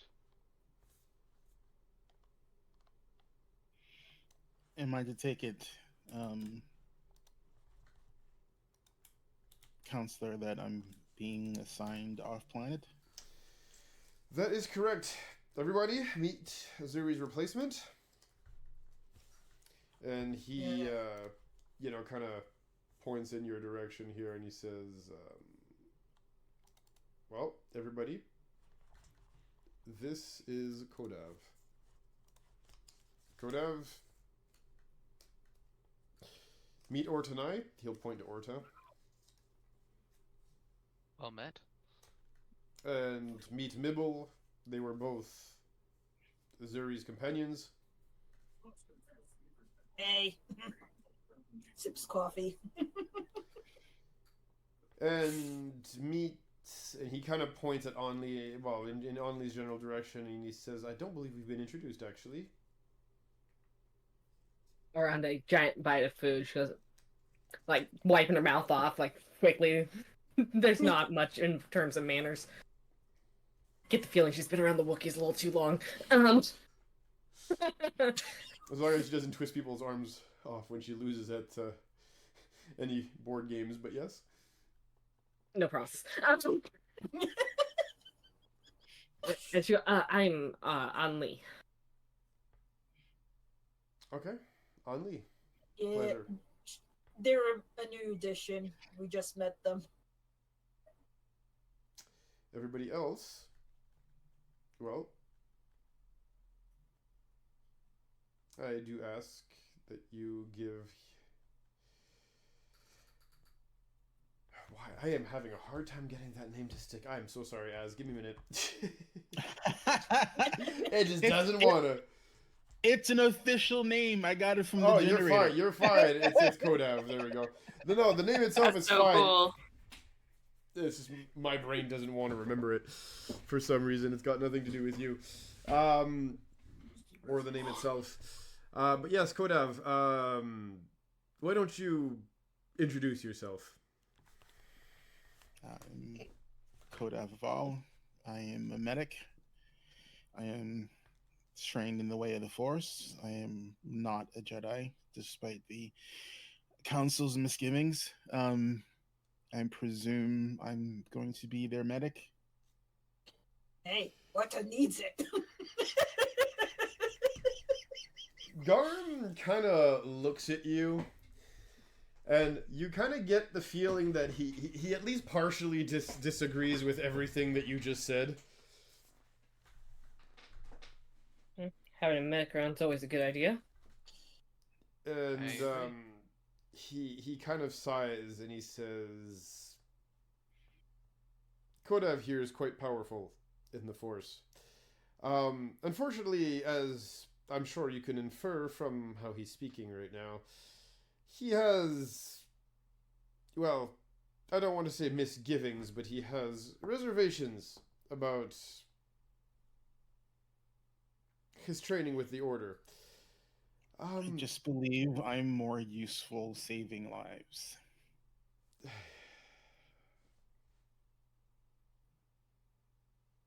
I still respond and obey the Council's will.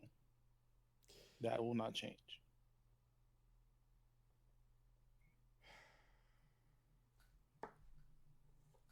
If you've ended on our doorstep, young Padawan, it was clearly Fated. the will of the Force, more like it, Nibble, but sure, fated.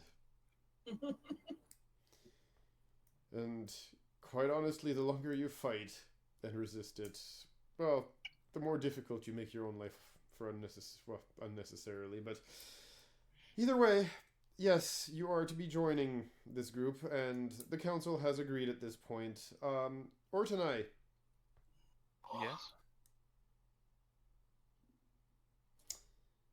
Considering you have survived, for lack of better terminology, a fight with a Terentatek, 2 fights with a Sith Lord, and, well, meeting Brick while keeping your brain cells intact.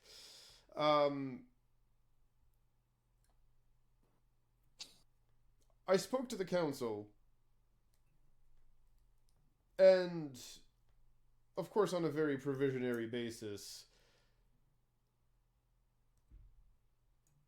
they do want you to, well, mentor Kodav here.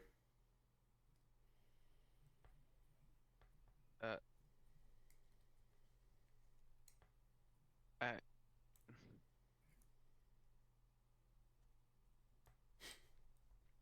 He kind of snickers when he sees your brain just going,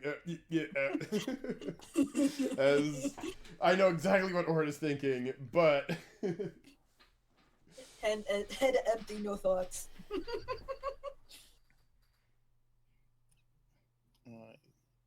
I was gonna look at Garm and go, I presume Orta Nai is also skilled in medicine.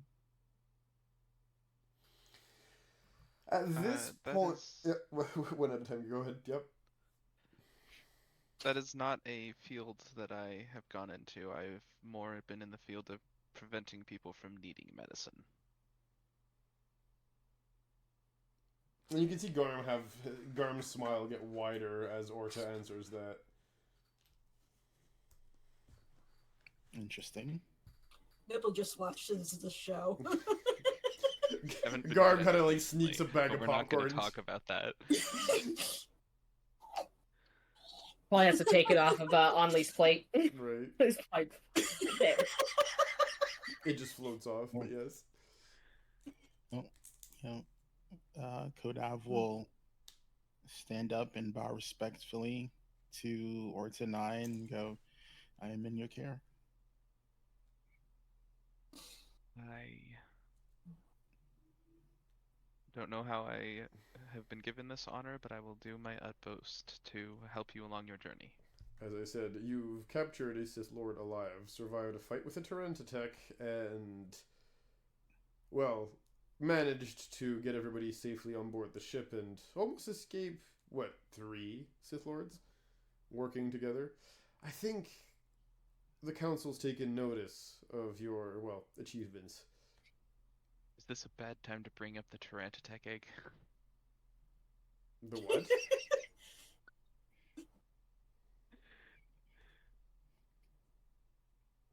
Oh gosh, this goes into a development. I will note, Urtanai is a part of the race called Drathos, and Mhm. part of their whole thing is they talk via telepathy. So I would only Garm would be hearing this right now. Mm-hmm.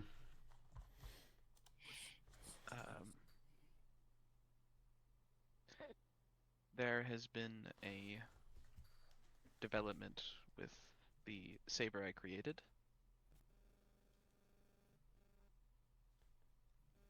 It became a soul saber and then seemingly was cured.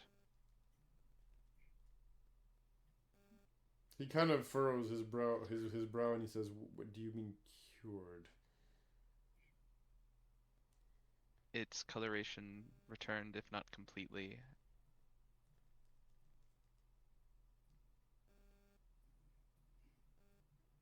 And I was able to release the souls captured from it. Including a Tarantitech soul, which then went to what seemed to be an egg that was within its dwelling.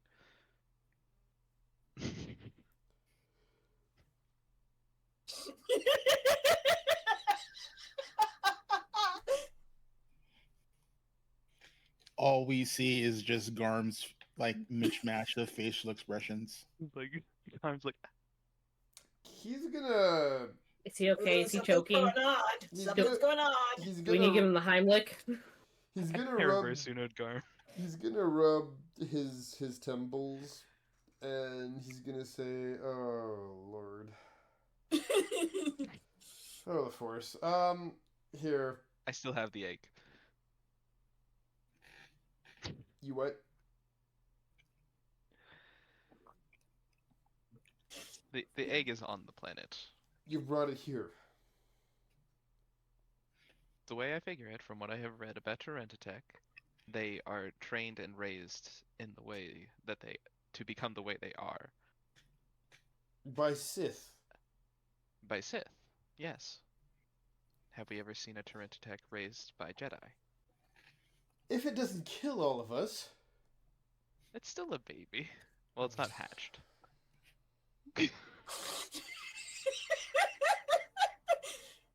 I love this so much.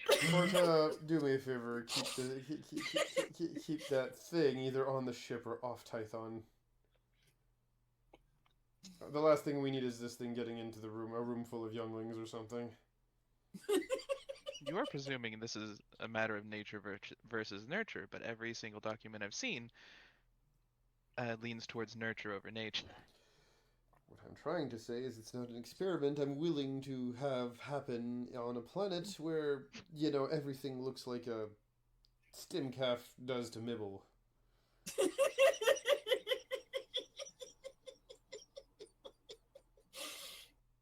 Understandable, I'll keep it with me. Thank you. Now, having pretended I didn't hear any of this,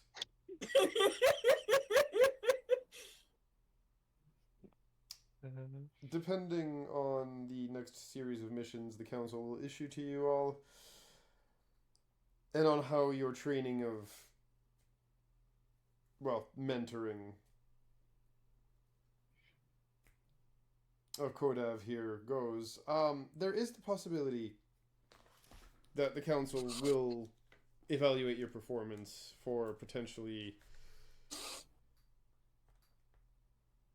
well, I can't quite say congratulations, Master Orta, just yet, but you're on the right track, as he smiles. As long as they don't know certain I'm ready for such a thing, but... He smiles at you and he says, well, let me put it to you this way. Nobody is. Just, again,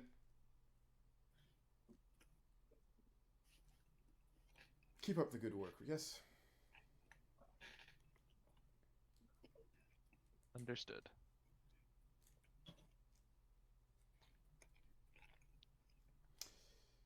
I have a plan.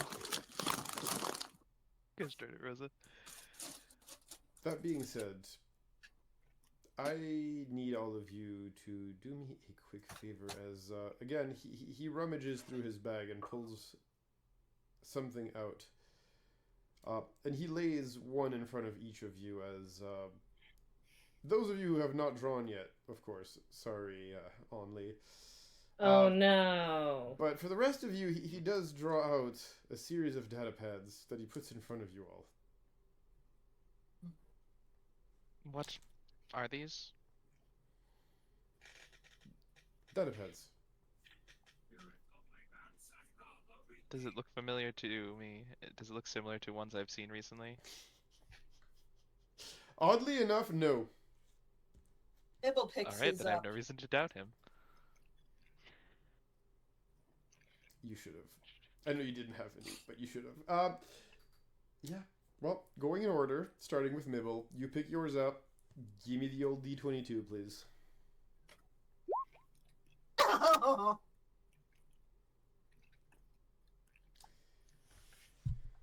see. What was that? What did you roll? A 1. Okay. Top deck. Is it from the top? Yeah, Power might as room well. strong. Okay. From the top.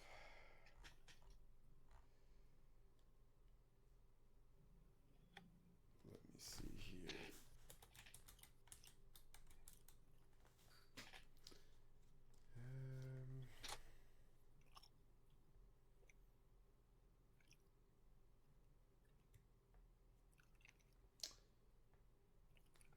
Mibble, you have a moment here where it almost feels like your brain is transcending a little bit. Again. You've drawn the card where at any point in time you can choose to speak to someone from the past, the present, or the future, and get a truthful answer from that entity, from that person. The visage. Yes. I think I'll save that for now. But, yeah, it could be the knowledge on how to get past a puzzle. It could be anything that seems to be, you know, information related. This is basically a jail out of free card for it. Who wants to go next?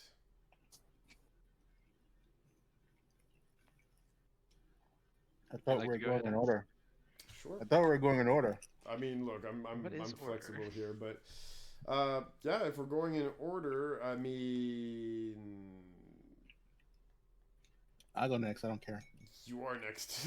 It was you either way. I want a vigor shuffle and a Okay. Yu-Gi-Oh special. All right, do you want the top? You get the top.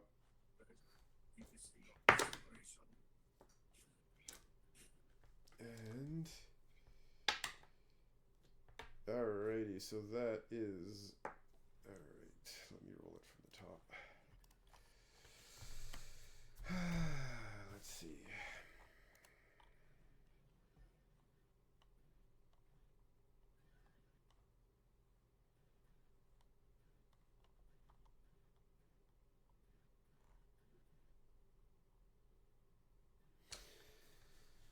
So, you touch the data pad. And as you do so,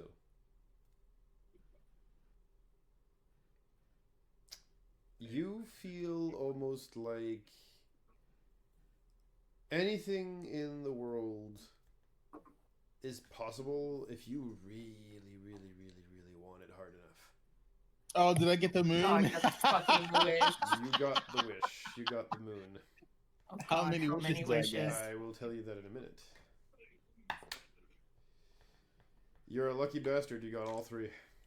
Oh, Wish for more wishes. Now, I will tell you this.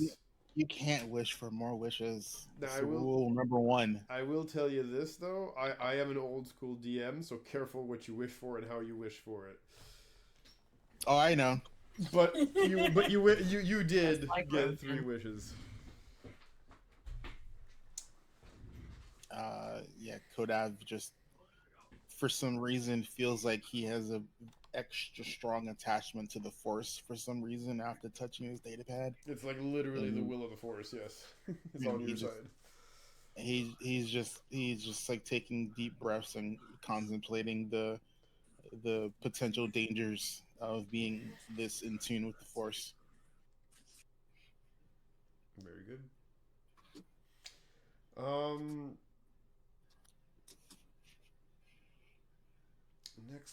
Next. Okay, last but not least for now anyway, Orta. Right? Honestly, with the amount of pulls you guys have had to go through over the last little while, I'm surprised you're not all just like PTSD traumatized of touching data pads ever. Give it time. 7 from the bottom. From the bottom, alright, feeling adventurous, are we? Let's see, from the The dice are bottom. feeling adventurous. Distinct difference. Okay.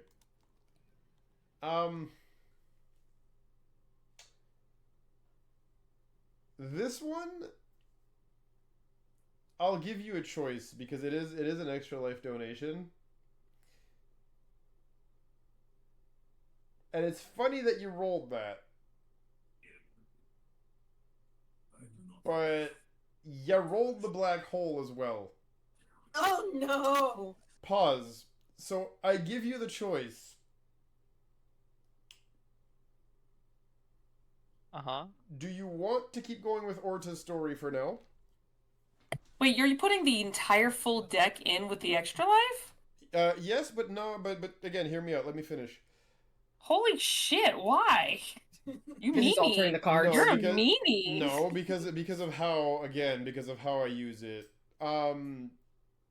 So like I said, do you want to give Orta a break, have him go and train somewhere hidden for now, giving you the chance to play something else, or do you want to keep playing with Orta? I'm basically giving you the choice. If you do choose to play with Orta, we're just gonna re-roll the deck, re-roll the card. I like Orta a lot. Okay, so Very roll, much roll, into- roll again, invested please. in Then story we're right gonna now. get you another card. Okay. Black hole 16 again. from the top. Okay, from the top this time. Gets the black hole again. Every Watch time it's the it. black hole, it's a sign. God, it is! No!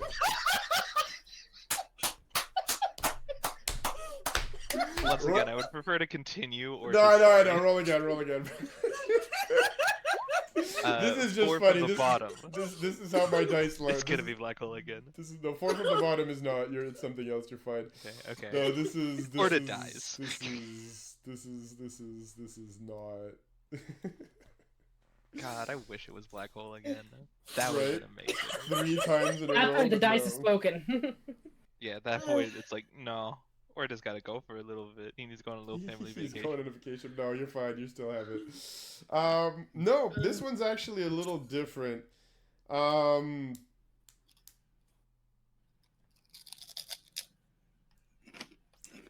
You just get a bad feeling about this. Love it. As, you're not sure who, but it almost feels like somebody's looking at you. And not in a good way. Perception check. Go for it.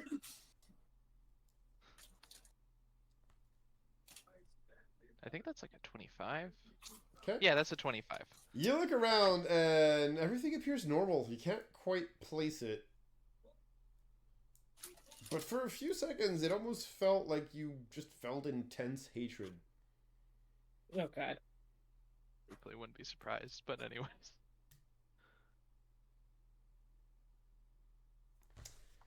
As, yeah, somebody, and you don't know who, seems to have a lot of hatred towards you.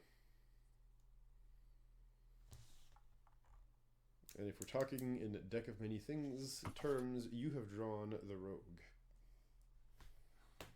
Okay, so I won't have to worry about it because he'll be too busy sitting in the corner. Gotcha. Basically. And brooding. It's okay. and She's in weeping. jail. She can't hurt you right now. You're fine. Well, if she's in jail, she's not the one who was looking at him. Through the force. If I remember, one of the Sith survived from that blast, maybe. So who knows? You know, that's just the part that makes me laugh, though, because at this point I'm just like, poor Orta. Like everything, like any interactions he's had with Alia right now has been a hell of a roller coaster. I hate you. I like you. I hate you. I like you. I hate you. I like you. It's like, come on, man, make up your damn mind, Alia. Anyway. Harley Quinn energy, to be honest. Very much Yeah. so. She has that vibe. I love you, Mr. J. Pretty I'll much. fucking kill you, clown. Pretty much. But that will be something you guys will have to figure out.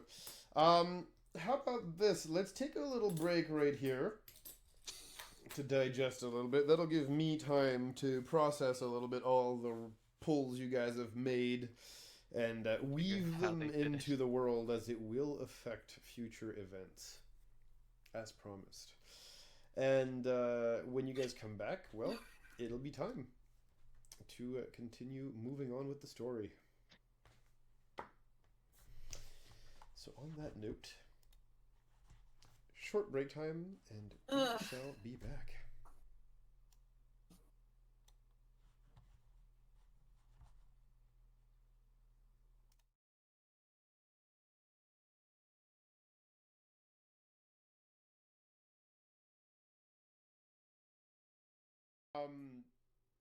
So, like I said, do you want to give Orta a break, have him go and train somewhere hidden for now, giving you the chance to play something else, or Do you want to keep playing with Orta? I'm basically giving you the choice. If you do choose to play with Orta, we're just going to re-roll the deck. Re-roll the card. Roll again this time. Gets the black hole again. Every Watch time it's the it. black hole, it's a sign. God, it is! No!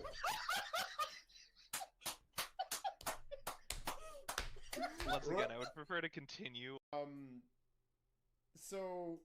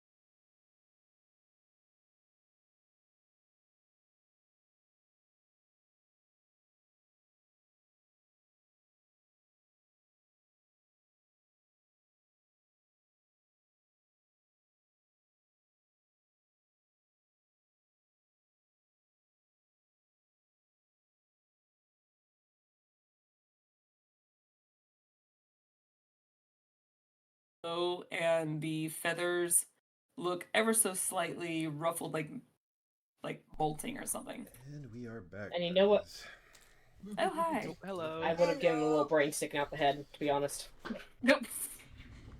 So yeah, this is what I'm They're not realizing. that quite that undead, but that's funny. OBS I know, but I won't done it. picks up any sound that goes on my computer, no matter what it is. So if I try listening to the clip earlier, yeah, you guys hear the clip. It just I will help you. There's a way to mute all that shit. Yeah, it's just right now it's picking up all the desktop audio, and that is not what I wanted to do. I have to get it to just pick Discord audio and then have separate things for Sirenscape and everything. I'll have to tweak it, unfortunately. That's why we had the sound loop that you guys might remember from last week, because it was picking up the Twitch sound that was looping back, and yeah, you get the idea. I will teach you the your- ways of OBSing. Oh, I'm sure. All right. Back to business. You guys had all touched the data pads. And funny enough, these ones don't disappear. As you've touched them, you just kind of all feel what you guys felt and go through what you guys went individually through here. What you do see, however, is a short video. And it's that same person that was giving Zizu their orders here. They look at you all, and it's a recording. You can tell it's a recording, and the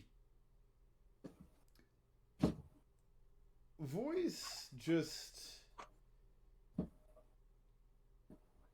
seems cold. They don't even really mention the fact that Zizu died. There's no compassion really to be had. It's straight to business. And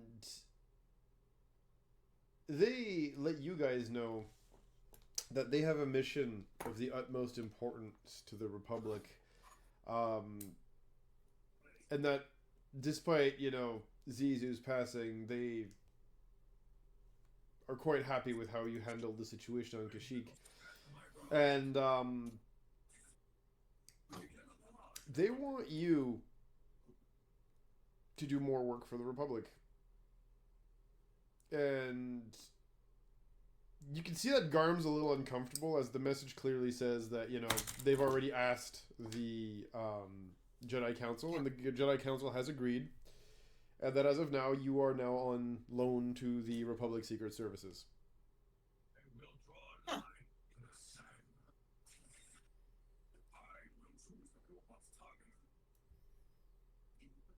Well, Before Mibble can really say anything, Garm kind of looks at Mibble. He says, yes, there's a pay increase. he nods his head. And not the best news I've had all day. Well, not the best news I had when I heard the council tell me that either.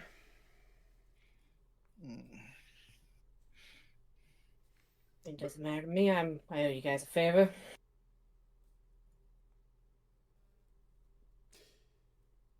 I certainly have my inhibitions about this, but I get the sense that we don't really get much chance to give feedback in that regard. Mm-hmm. So he does nod when you say that, and he says, and this unfortunately is indeed of the highest importance. You're going to be sent to an inner rim planet. And But this is Tales of the Outer Rim. which should tell you how important this mission is. Wow. As yes, we'll be bringing you guys a little bit out of your usual stomping grounds here.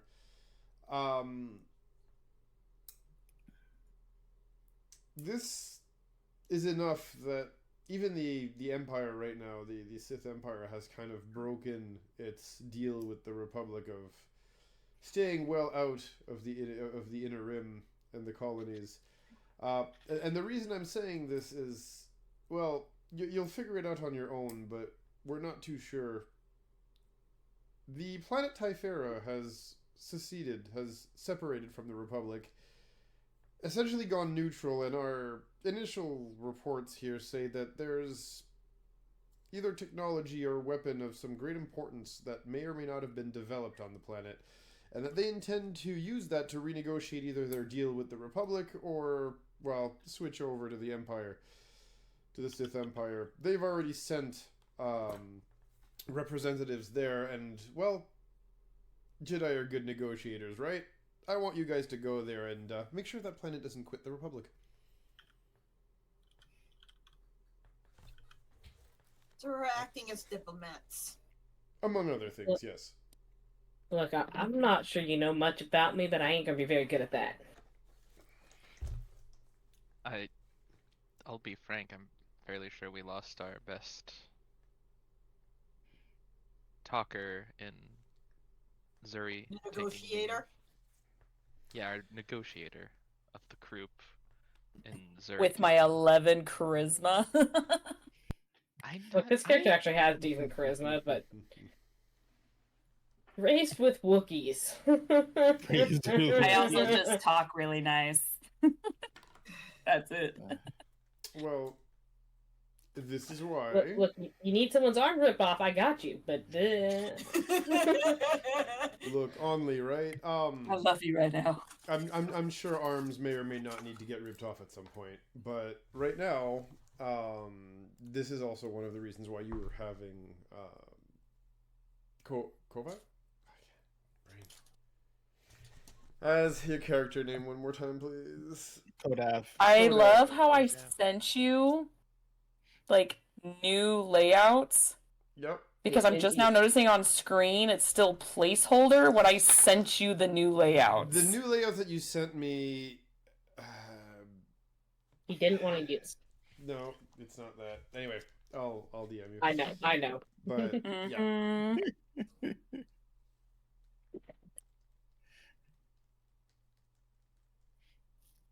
It's okay. All I have to do is send them to you, and all you have to do is save it, and it's the same thing. It just overwrites it.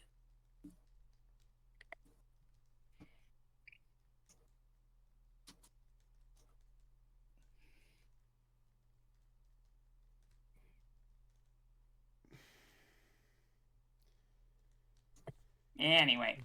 Yeah, but anyway, and no, I only know just that once the actual stream got going myself too, and I was like, well, too bad. We're gonna just have to make do with it without it right now. We're doing it live. We're doing it live. Yep. But that being said, yep. No, I said, fuck it, we're doing it live. Yeah, we're all doing it live right now. We're all in consensus. Understood. Yep. So anyway, all that to say, again, this is what my third time running a stream. You guys are gonna have to be patient with me. But yeah, Kodav, you effectively here are basically being. Basically this is what Garm says. He says that you're basically being assigned to this team for that exact reason. It's not just about keeping them alive. It's you're gonna have to work on all your other skills.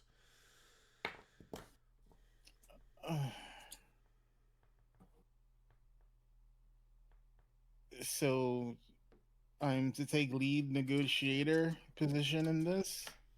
You are to take whatever, or to... Assigns you to. Well, not assigns you to, but, whatever, or to, Requests?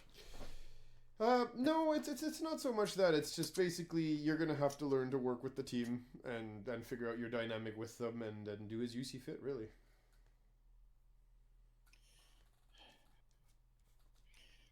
Do we have any preliminary information on the relationship with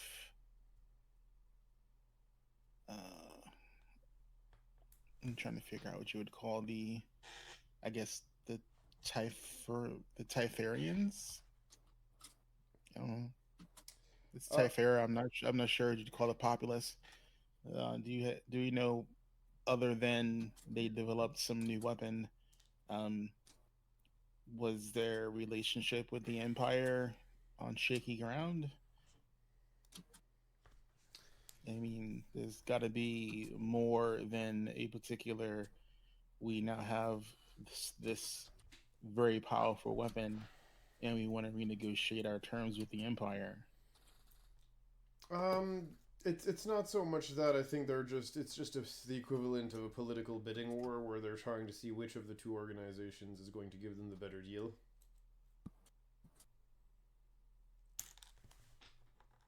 If that makes any sense to you. Yes. The problem is, I'm sure both organizations are going to promise them the moon, right? No, your real job is, yes, you're going them as negotiators, but you're also to identify and, if possible, retrieve that technology. After all, right now, the very fact that it's unknown and unique to them is that it's good enough to have the Empire that excited. Well, let's just say that if there's a way to make sure they don't have the monopoly over it anymore, it'll very much break any and all form of value that they have over that weapon or that tech. Right? Do we even know if what they say they have is true? He's gonna look at you nice and long stare before he says, honestly? No. But here's the reality of it. If there was enough for them to split from the Republic, and enough that the Empire, again, is setting its sights once more on territory that, as per our current agreement, should not be theirs, well, it goes to show you that there's something there at the very least. There's enough smoke. I want you guys to figure out what the fire is. Make sense? As the council wishes. Well, I'll be honest with you, the council didn't really have much to say about this. This was a request that came from, well, higher up in the Republic. But yeah, very good. Okay.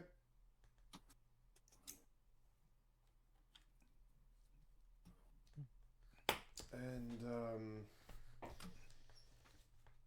yeah, on that note, he's going to stand up, bow before you all, say, may the force be with you, and he will basically, yeah, walk away, leaving you guys to talk. And with your spirit. Yeah, right. As I am going to try... Get out of here, John Mulaney. Because that's the thing that needed changing. Right.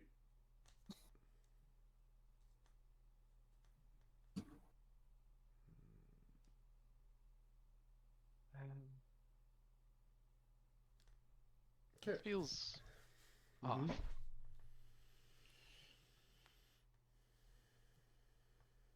Not This feels like something my master heard from one of the outer colonies. This feels like Long Con.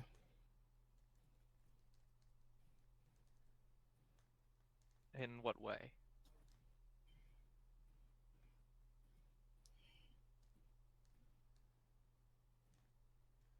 The negotiation for this new technology with no proof of its existence.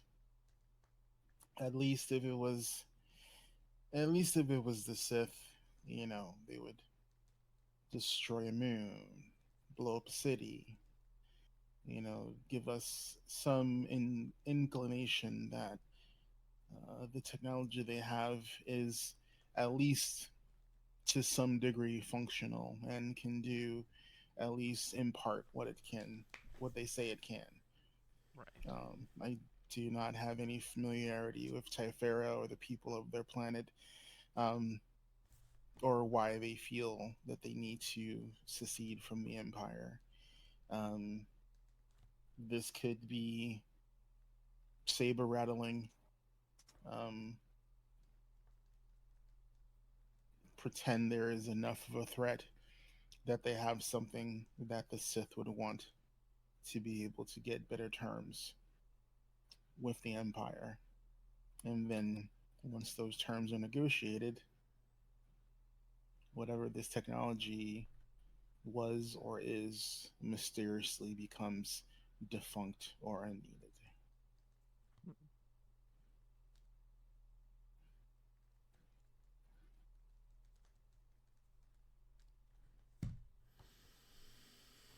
Okay. Sorry.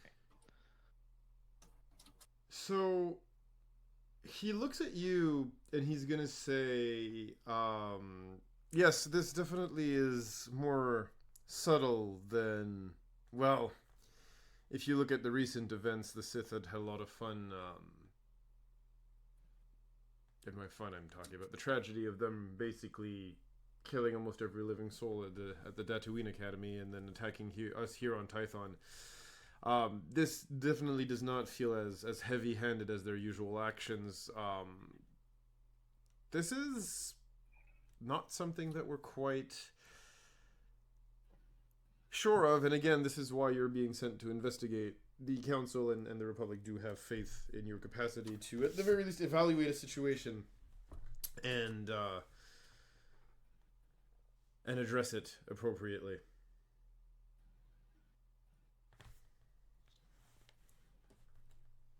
I see. On that note, the image on your data pads kind of looks at you guys and says, "Anything else?"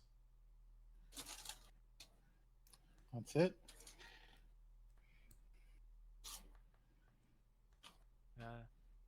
No more questions on my end. Okay. Well, may the force be with you all. Right. I won't say it again. Right. Okay. So on that note, you guys are free to do anything you want before it's time to head on out.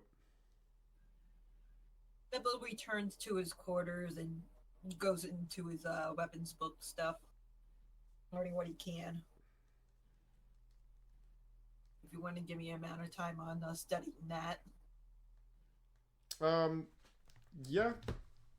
There is that, but if you're going to be doing stuff like that, you might just maybe want to do it when you're on the ship in transit, if that makes sense.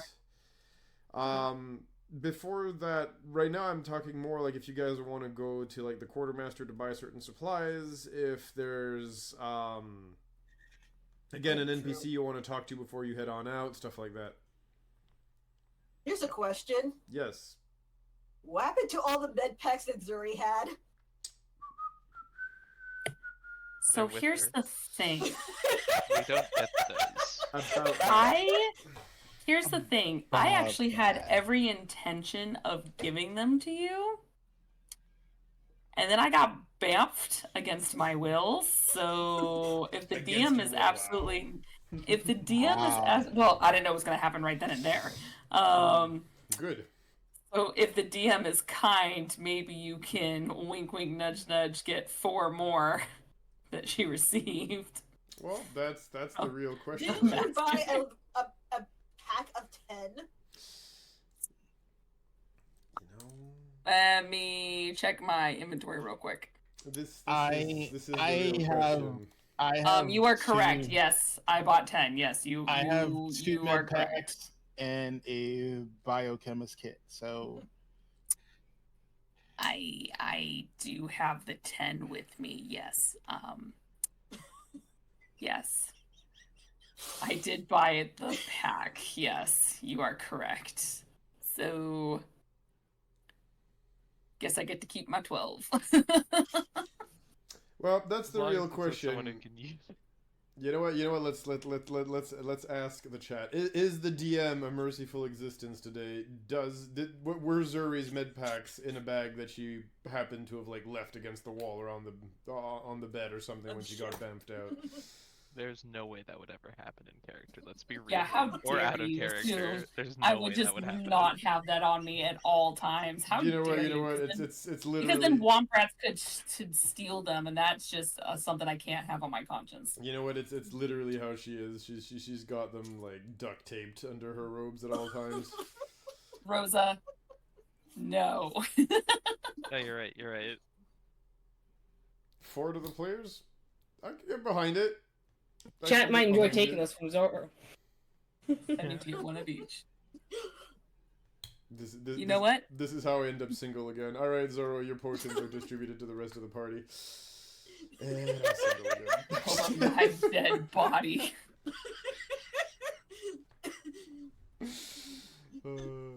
I mean, that's kind of the idea. You're in a black hole right now, so yes, quite. I ain't dead though. But did I die? But did I die? I died. Find out next time on Dragon Ball Z, guys. Actually, you know what? Roll me a d20, Zoro. Oh God, he's gonna really get to see if we die. No. You gave me an idea. Roll the dice. No. I mean, you opened your mouth. Roll the dice. Damn. No. Like trying to get a kid to put back the toy on the shelf at Toys R Us. Yup. No. What's Toys R Us? I mean, look, you roll the d20 or I roll the d20. Your choice. Look, we had this discussion. You can't kill off my character for future reasons. So, Doesn't mean you can't maim them. She has a Nobody point. ever said anything about killing the character. That too. Wow. Wow. No one expects the Spanish Inquisition. Right?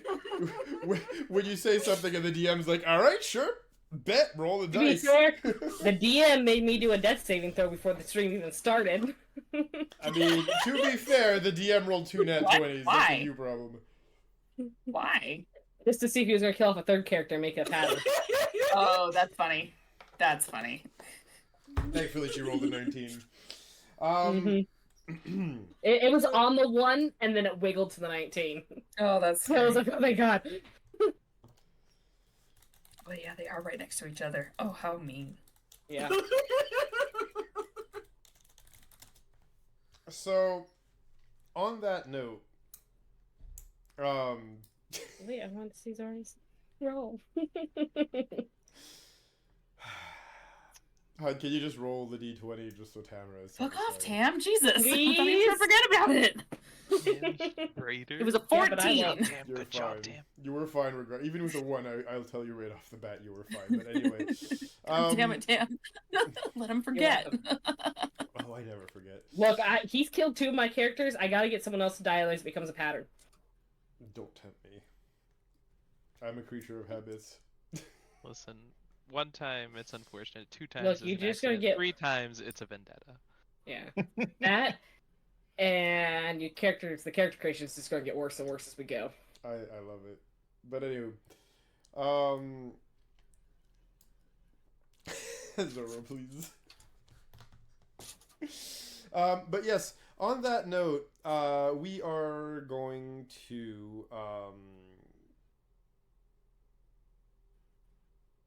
Get in the ship and start heading towards Tefera. No. I was resolving the med pack issue right now. You know what? How many? I mean, if the crew is low on med packs, I mean, can I just go to the med bay and say, you know, I've been assigned off world and my crew is short on med packs. What do we have spare that? The point is Zoro had them, and we want them. Okay. Yeah, It's less about Tam? the med packs. Two It's things. more about God. taking them Two from Zoro. things. Principle of the matter. Two things. That's for you. For me, it's about taking them from Zoro. Two things. First of all, as You're I a monster. two No. things. First of all, as I did mention there was a quartermaster where you guys could get more stuff. So yes, you could totally do that. B, Not the point. Zoro, how many mid packs did you have on your character? Sir, earned those other med packs and paid for them. How dare Aaron you said act like she they were had just 12. given to 12. me? Screech! You know what? Roll me a d12. I swear to fuck, man. That's a D8. That's not a D12. Let's see here. Surprised you told the truth. Motherfuck. You rolled That's a high 12. number. I don't want to say. How much you Yeah, get? that's a high How number. many health potions am I taking, Zoro? 12. I 11. rolled fucking That 12. 12? Perfect. Alright. So unfortunately for the party, you keep all 12. The roll was to see how many of them you get ouch. to keep, not how many you're giving. Okay, I can live with this. So unfortunately, Zoro, your hex of keeping every single med pack you find stays strong for now. You know what? I'm acting like a whiny little bitch, but realistically, I was gonna give health potions to everybody. I'm just Thank you. stubborn. Too bad. I'm just stubborn. See, Fair, now, but see, that's too fair. bad. Now you Yeah, memed. favoritism. Now you memed, and the dice said no. All right. So, that being said, yes, you guys could probably get your hands on a few more of those at the quartermasters.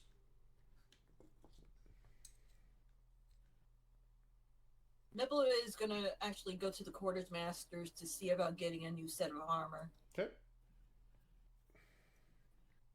I'll give you what I'm looking for in a little bit. Okay.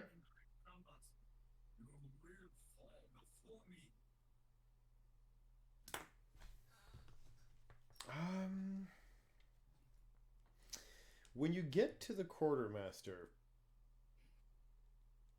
you see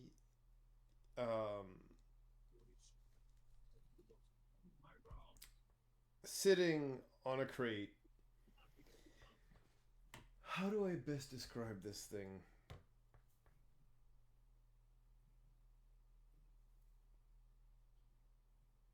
Well, F, there's no other way to describe. You see a Toydarian sitting on a crate.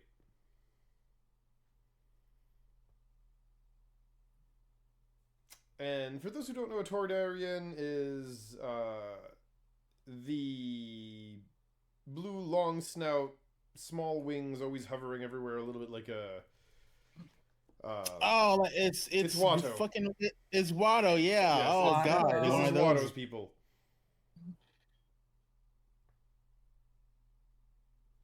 I mean, hopefully they're all not like Watto.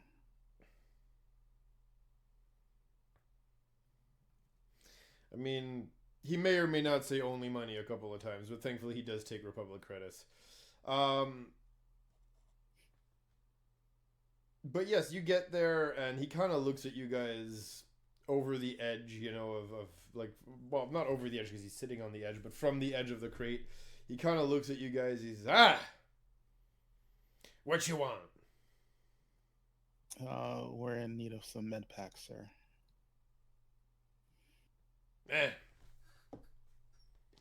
Over this way. He pops a crate open. You see a bunch of med packs stacked in there. You got your requisition order? These are for off-planet, not for on-station. Nothing to do with that. You want to get something from me, you need a requisition order from the council. Even for personal purchases? I mean, you want to pay the import premium or not?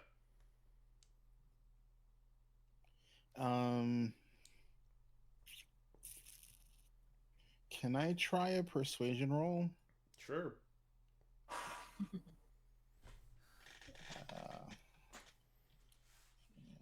I want to see if I can.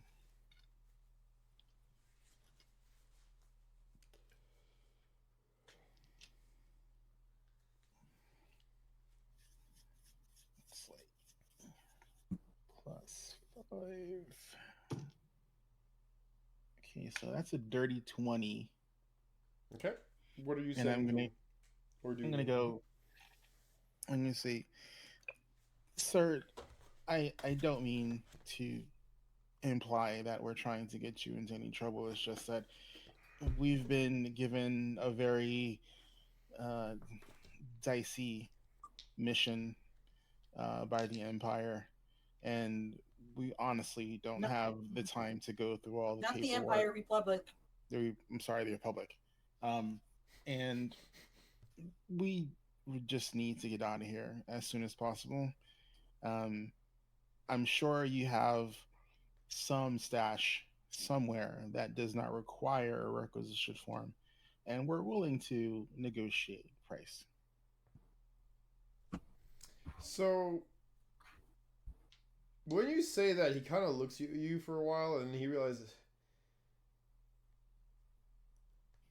wait a minute. Mibble, you're there with him, right? Yeah, I'm looking at the armors. And he says, "Are you with them?" And he points at the rabbit. Yes, I've been assigned to their crew. You should have said it was for, the people who saved us from the Sith Lords. No, you know what? You're good. That's fine. I'll give you the discount without a rec order. I'm sure you guys are doing this for a good reason. Thank you much. Just don't make a habit out of it. Next time, bring the paperwork. On that note,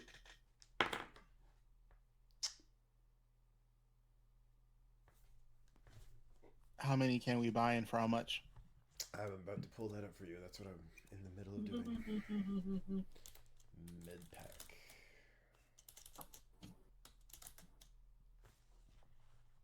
No, not the superior kind. We wanted the base one.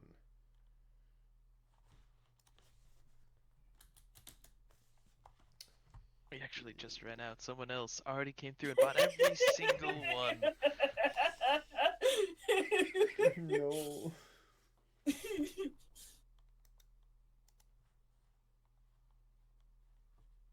Okay. You want to buy the med pack? He says, well, long story short, he tells you he has more than, enough to kind of give you as many as you want. But, yes, well, they usually cost 300 because it is for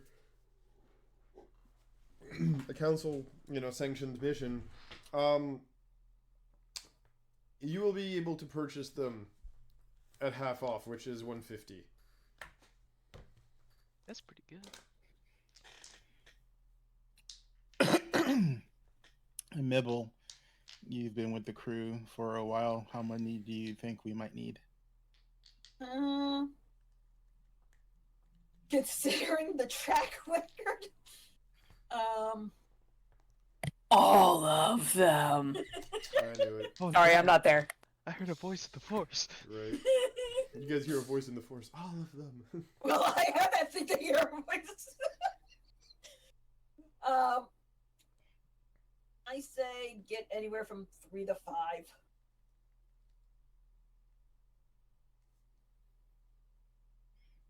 Okay.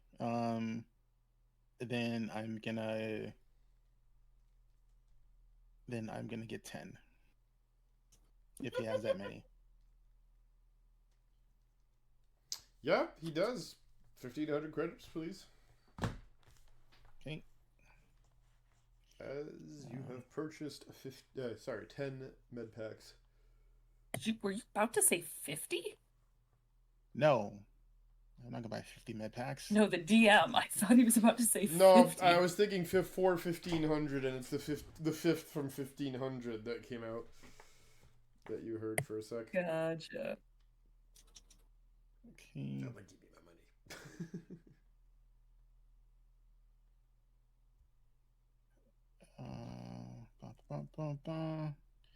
Out of my level 7 monies.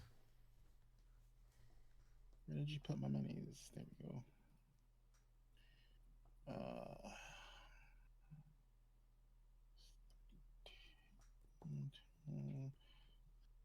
Like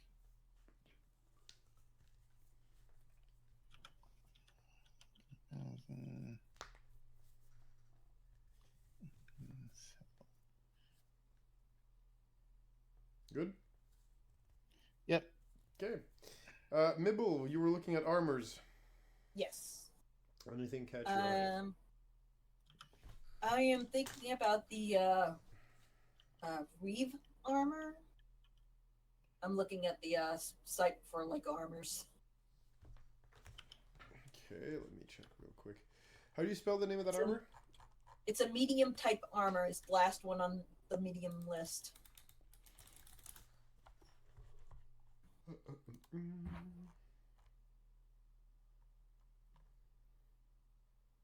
The weave armor. Yep.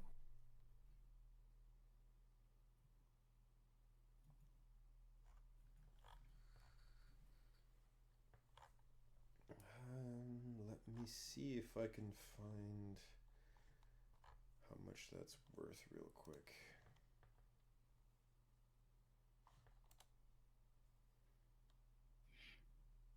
Okay. And you're talking a basic weave armor, yeah? Yeah. That is usually 1,000 credits. To which I can afford. Okay. So are you buying it? Are you haggling it? What are you doing? I'm not in the mood to haggle, so I'll just buy it. Okay. So you do buy yourself a basic weave armor for 1,000 credits. All right.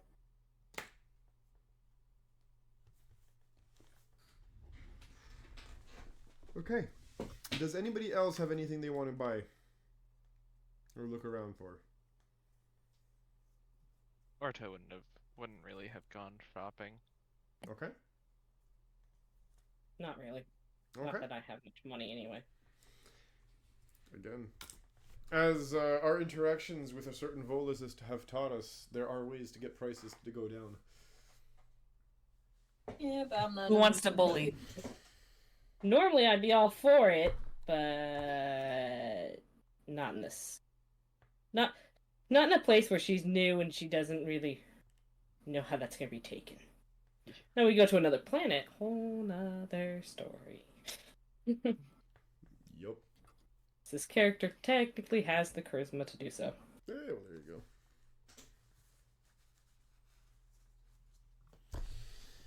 So,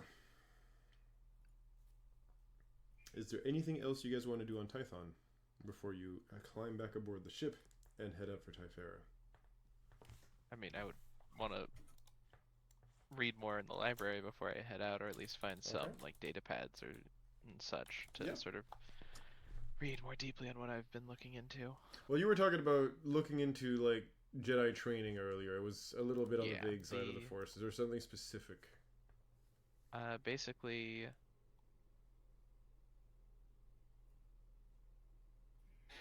in particular, the philosophy behind Jedi training and Like the code? yes, but like it's hard to explain. Like, and then the other thing was like people's like documented journey into the light side of the Force, like their growth. You're looking for basically training records of how it's evolved over the history of the training methods. Yeah, Type of and situation. seeing if I can sort of tie that knowledge into and trying to see if I can like tie that knowledge into perhaps what happened with my lightsaber. Okay.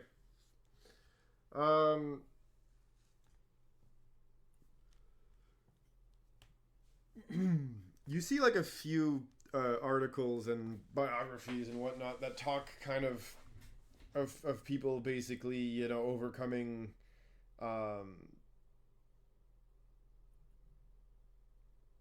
do I put this? I'm trying to find the right way to verbalize it. But long story short, yeah, you do find some books. They do so some data chips. They do contain records of people who have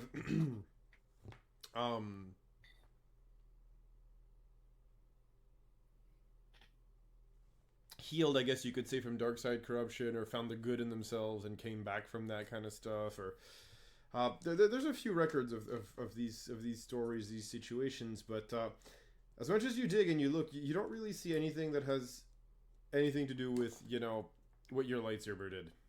Well, yeah. In and of I itself. didn't imagine I would, but I wanted to see if I could maybe find like parallels. See if I can't like you mentioned that I felt like a feeling, like the end of a string when it happened. Mm-hmm. And I wanted to see if I could like find like see if I could feel a connection, like find that thread again to follow in like the Jedi training of like past generations, basically. Mm-hmm. Sure. Give me an investigation roll, please.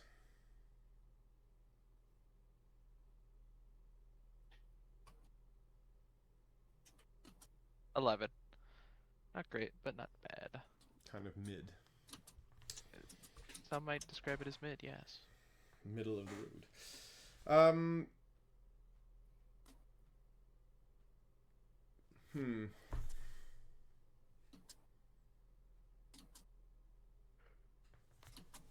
You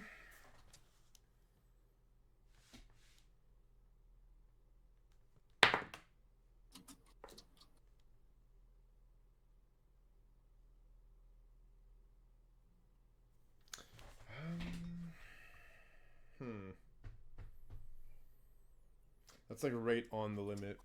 So I'm just Yeah, trying to figure out how to keep it vague. Yeah, it's a vocabulary issue. It's like when it's late and your brain is mush and you're trying to say something but not have it come out like super blunt and direct as to what it is. Yeah. I'm at a loss for words right now. Brain, please. But yeah, no, long story short,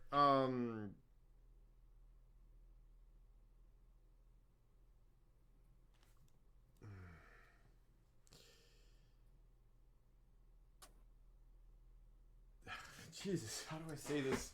Like, I already have a hard time saying this just, like, as is directly, bluntly, that asking me to, like, be Send it vague to Zoro. and cryptic about this is not braining right now. Send it to Zoro. Have her give you vague. Since she's...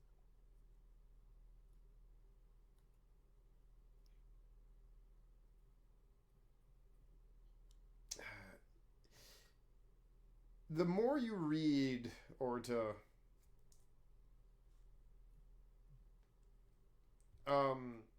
the more you kind of realize that your research into this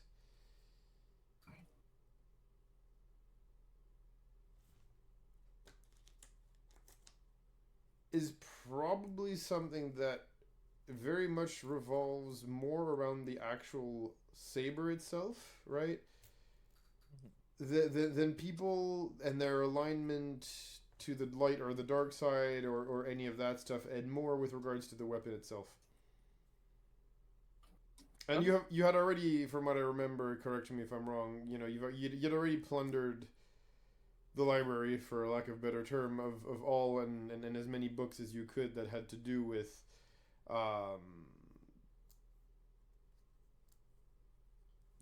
you know, stuff like potentially healing a kyber crystal and whatnot, but again, that was never seen before, right?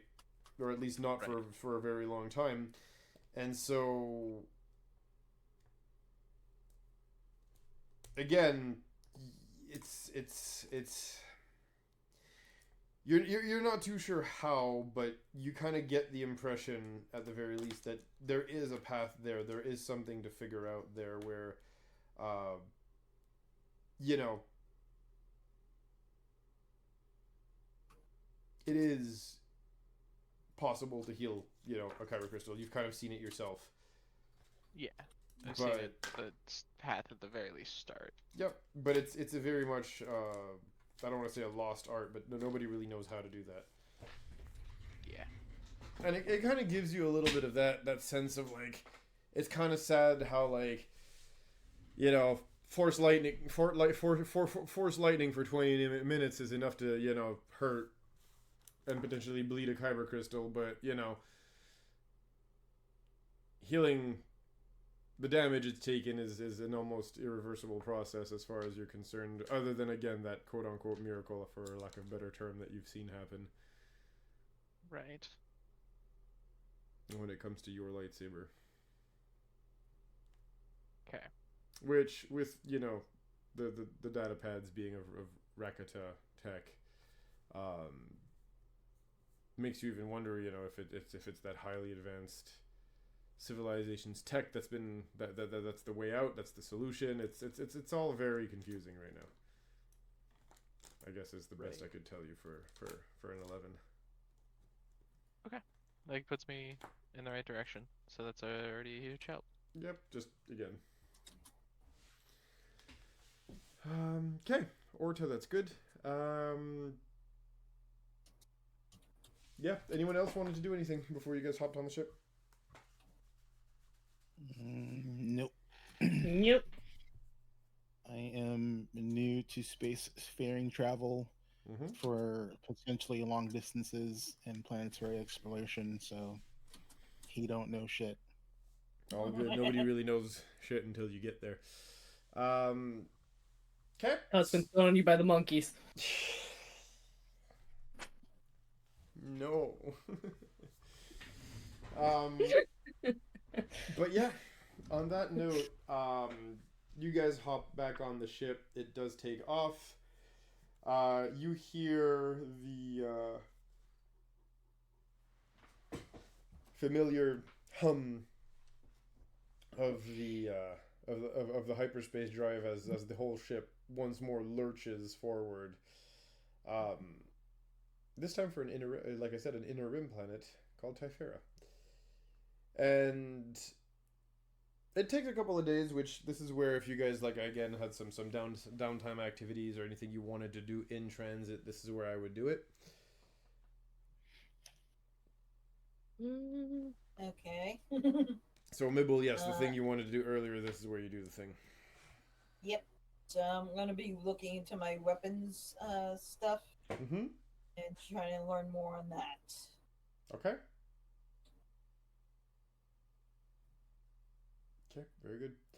Just give me the amount of hours that I'm on it. Yeah.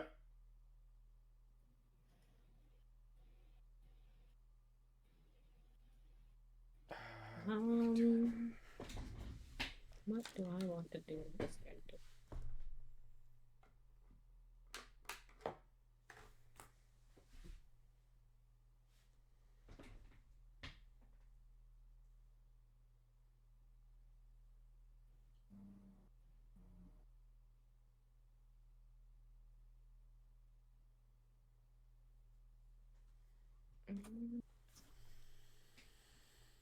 I don't currently have anything for this character. There will be a certain amount of time, like during meals or whatever, that as this character probably feels like they're being stared at a little bit. Only has not had a lot of interaction with other people of her own species, and this is a little weird, but fascinating. He'll greet you, in what's the language? Chagruti? Mm-hmm. In Tagruti, yeah. When you get a greeting back, it's by someone you can tell hasn't used the language in a very long time. It sounds very rusty and like they're trying to remember how to speak it. And then he'll continue in Tagruti and go, have you been away from home so long that our native tongue finds it difficult to come out of your mouth?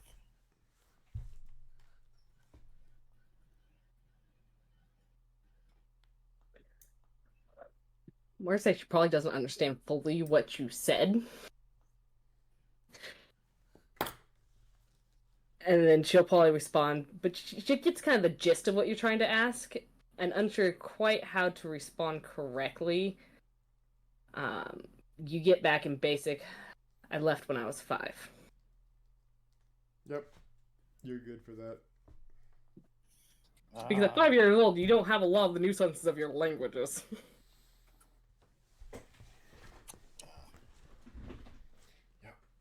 Then he'll then he'll still say it in Sigurdi, but he'll try and be a little more um like vocational and Mm-hmm. not and not and not native speaking, and just go um well, should you wish to strengthen your verbiage, all you need is ask. Mm-hmm.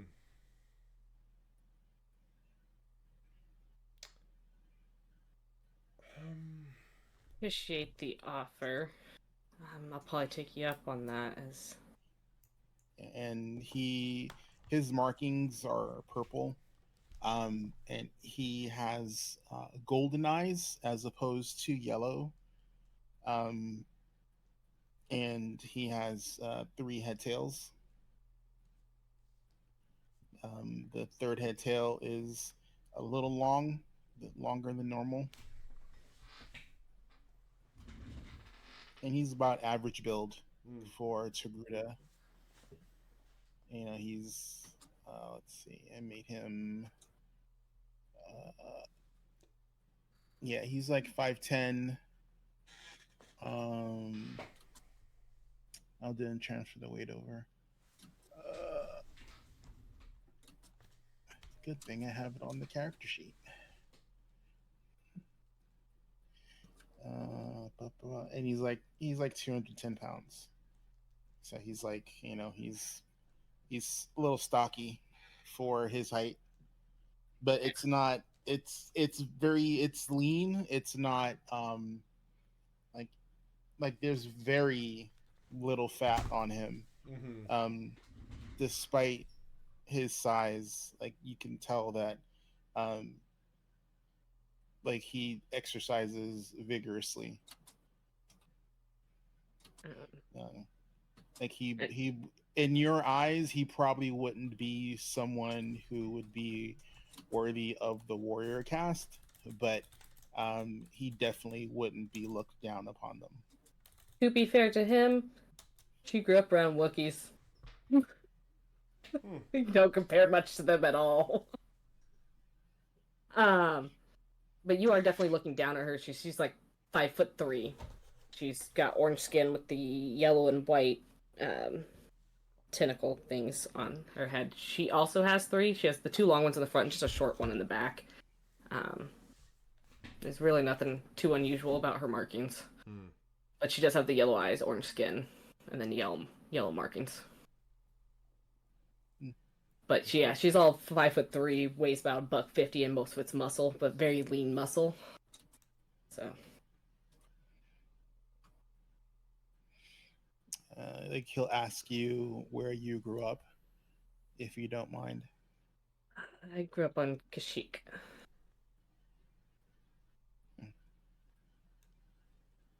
What Kashyyyk is the Wookiee planet, home planet.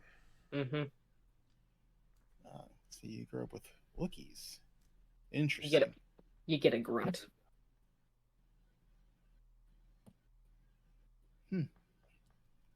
That anyone who speaks it knows it's Shiriwook, but you get a grunt of that. There's that. Like, that must have been very difficult for you. Well, let's just say there's a reason I can wield an axe the way I do. When you're small there, you have to demand respect. Prove that you're worthy of it.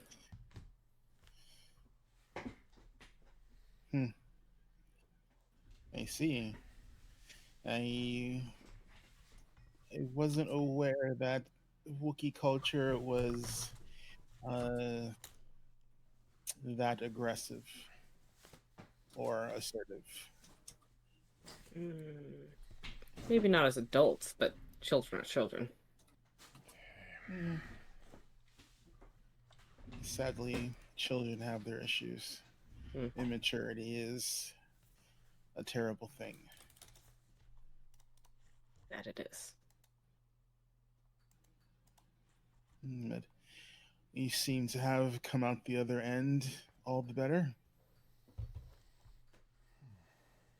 Yeah. It definitely gave me something to do, at least. In the end, a way to earn money when I needed it.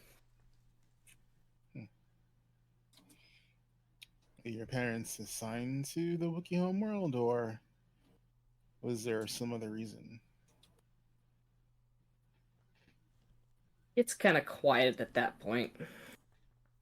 Before answering, that's a damn good question. If it's a touchy subject, I didn't mean to pry.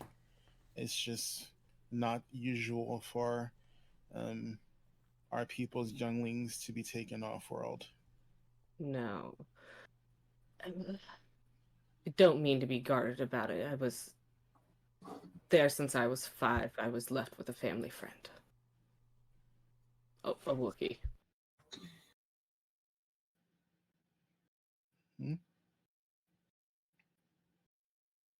But as to where my parents went, I have no idea. That's sort of what I'm here to try and find out.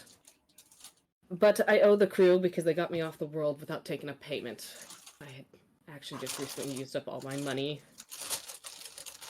healing. The gladiator pits are not kind sometimes. Well, do you know what your family name is? I can reach out to my aunt and see if she might have any contacts or might know something. Unfortunately, my guardian was very tight-lipped about all that, and they passed a few months ago, so I have no way of obtaining it. I'm hearing everything about that bag. Sorry. Sorry, guys, keep going. Unfortunately, they passed before I could get that information. Out of character, DM, would I know that there could be potentially DNA records of at least her family lineage back on Homeworld, to see if, even if I can't find out who her parents are specifically, at least I can maybe find out her family line? Probably. Yeah, I don't see why not. Well, I may not be able to help find your parents specifically, but we can take a trip to the med bay, and if you're willing to allow me to take some samples, I can send them to my aunt and have her check the medical records and see if we can at least have an idea of who your family line is. I guess it's a place to start. And as you guys are having this conversation, sorry not to cut you guys off, we'll get back to it in a bit. I just want to give the other two a little bit of a chance here. Orta, Mibble, what are you guys up to? I am still reading my book. Okay. Yeah. Occasionally going to the kitchen, get coffee and whatnot. Okay. I mean, Orta's still not super sure how he feels about this upcoming mission. Okay. So, to be honest, he's mainly just doing what he does. Going through the and motions. Well, as boring as it is, he's meditating as he would. There's not really much else for him to. It's kind of just what he does when he has to think about stuff. Okay. Especially with the revelation that he needs to sort of focus more on the blade than theory Of course. on everything.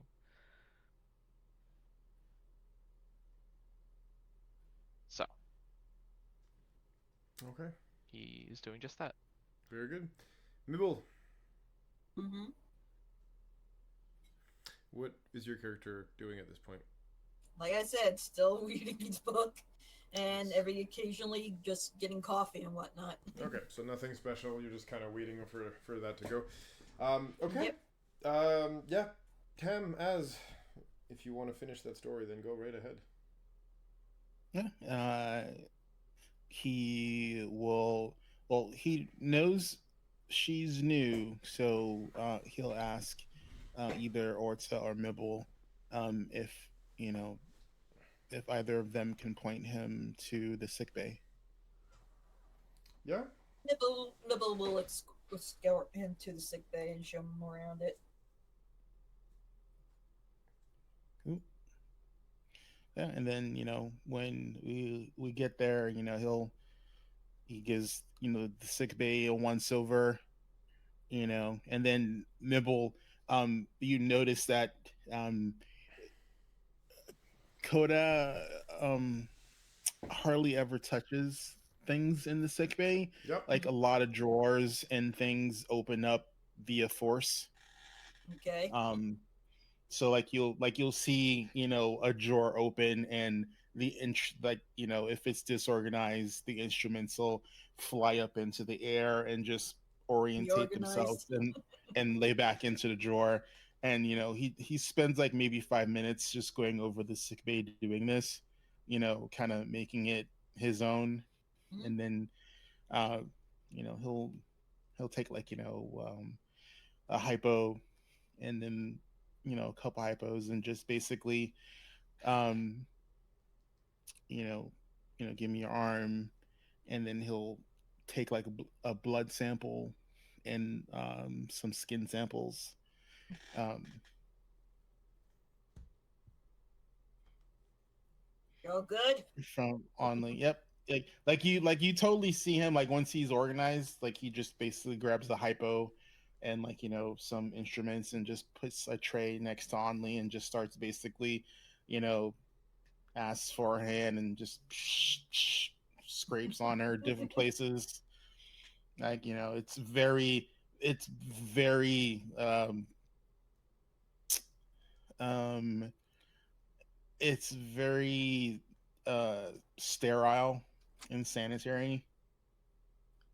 you know like he basically he only uses his hands when he's interacting with people, for the most part, in the med bay, from what you can tell. But everything else is just, he just basically tries to contaminate things the least possible means. So no touchy. And then I'm not sure if you need me to roll a medicine check or not. Sure, go ahead. Okay.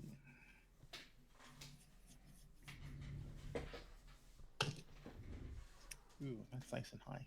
Mm-hmm. 17 plus 7. 3. That's 24.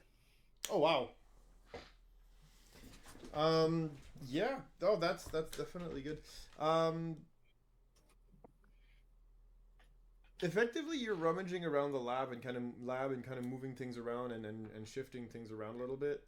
Um, Results in you almost having like optimized, I guess you could call it, the med bay. Um, the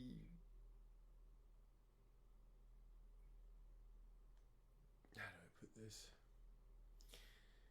Um,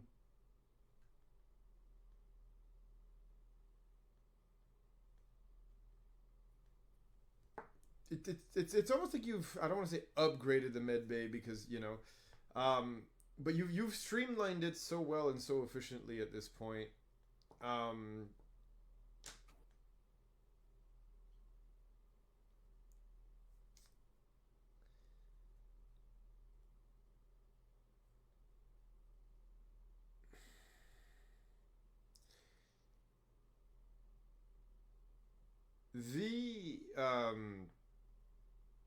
the next three, like I said, medicine rolls that are done in that med bay will have advantage, Ooh, awesome.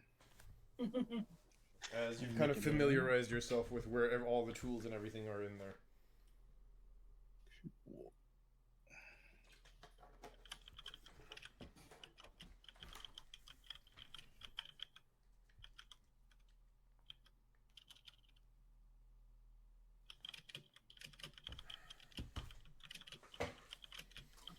So Cool. you're having fun kind of familiarizing yourself with that.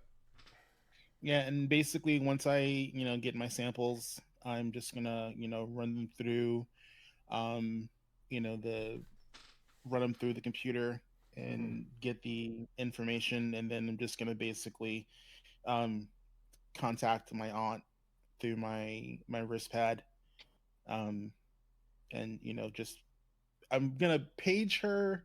I'm gonna text her and say, I need a favor. I'm assisting one of our fellows in finding her lineage. If you could do me a favor and um, Okay. have this data analyzed Mm-hmm. to see if it matches any medical records. Okay.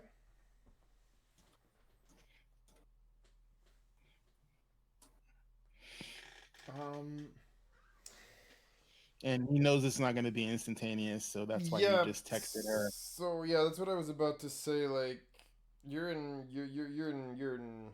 guys are in hyperspace at this point, right? On your way to Yeah, Typhera. he knows he has to wait. He's fine with that. Yeah, He just it's wanted to just make sure that very she choppy got data. connection at that point. um.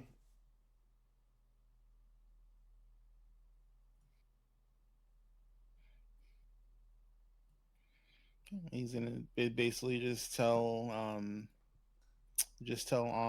Lee that, well, data's been sent to my aunt. And she'll pass it on to medical facilities Of course. in our hometown, Yep. and we'll see if we get a match. I don't know how long it'll take. Obviously, there's a lot of records that have to be cross-referenced, so hopefully the force will be in our favor, and we'll find something that'll help you find your lineage. She'll give you a nod. I appreciate the assistance. Oh. It's at least a step to try and find people. Yeah. He goes, give it no mind. Helping someone with something that is very much within my capacity to do is thanks aren't necessary. I would be remiss in my training if I didn't offer my help. 1 second. I'll be right back. Still very kind of you.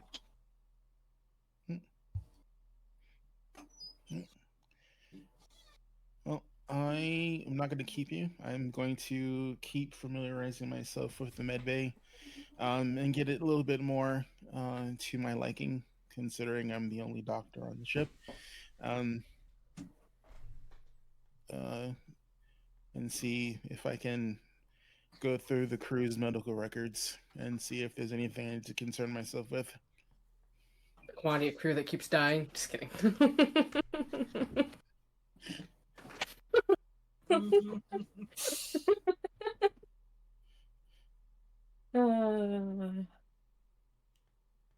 Look, Tilt has face palmed. My job here is done. Job. You guys sometimes, I swear. Well. Yeah. Mm-hmm. I said Kodav is just gonna spend the rest of his time in the med bay until someone needs him. Yeah, until the doctor is needed. Yes, got you. Fortunately, it doesn't seem to really happen during this trip. You guys will feel that lurching pull as you arrive towards your destination here. You'll get hailed on the Lambda shuttle's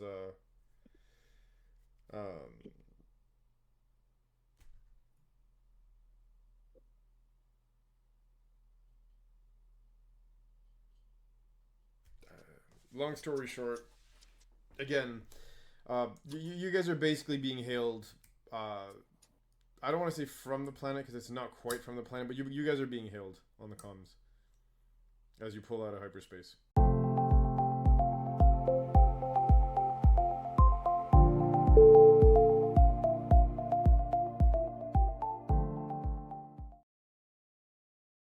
Hey. He's alive! Okay. We are back, guys. My apologies for that. We love it when the internet decides to die, especially when it's right before the end of the session. I moved Mini Kimmick just in time. Right. Yeah, sorry about that, guys. Love it. when we get the good old connection error. Yeah. So sorry about that. Yes, traffic control gets a hold of you and says that all direct travel to the planet is currently banned. Any form of traveling must be done through their own shuttle system, and docking is only permitted with their orbital station. And that's it. Looks like we have to go to the orbital station before we get to the planet. I guess it's. I mean. And they say that failure to, not to comply with these particular orders means you'll get shot out before you can make landfall. You will die. You will die. Then you will die. Then you have my permission to die. Sounds like a challenge. Just kidding. I guess we go to the orbital station and check in. Yep. And while we do that, Only, please roll me a d20. But yes. Okay. So the ship will dock with the orbital station. 10! You live. Oh, I'm rolling for. Another death, I have thwarted it once again. So you guys do make it to the orbital station, and you dock, of course, and as you exit the station, it's almost, for lack of better terminology, like the planet is in a state of war. Meaning you see armed guards everywhere. One berth over, you see a bunch of people carrying grain into one of the ships.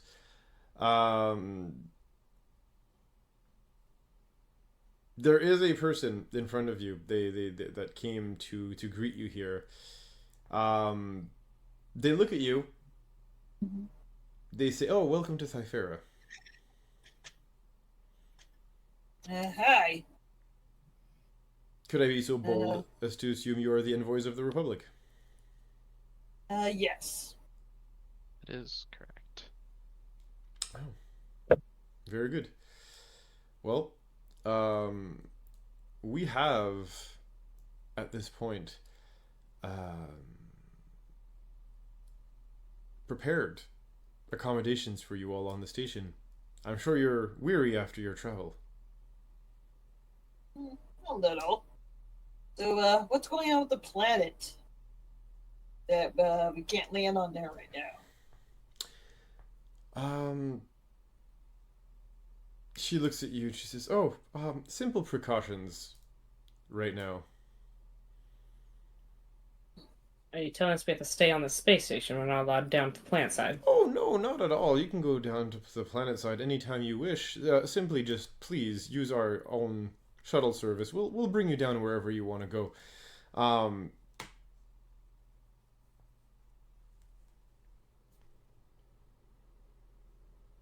So, yeah, you shouldn't have that problem.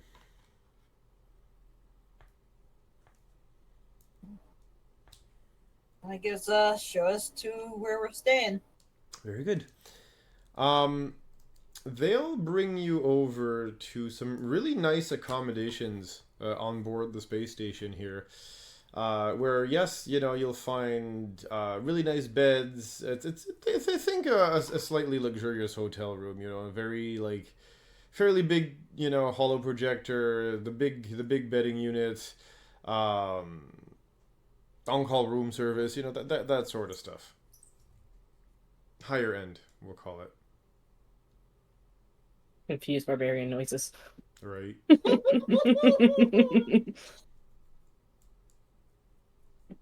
Which is, again, kind of funny. But they do seem to be treating you guys quite well right now. You're very welcome.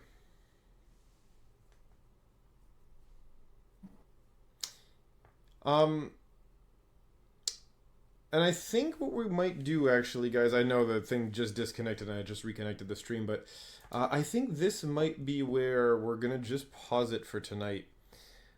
Hear me out before everybody riots. First of all, you guys are going to get more of it next week anyway. Second... But I want to riot. Yes. Second, the reason I'm doing that is, again, we have a few things we have to go through before I end the stream proper, so that's going to take a few minutes.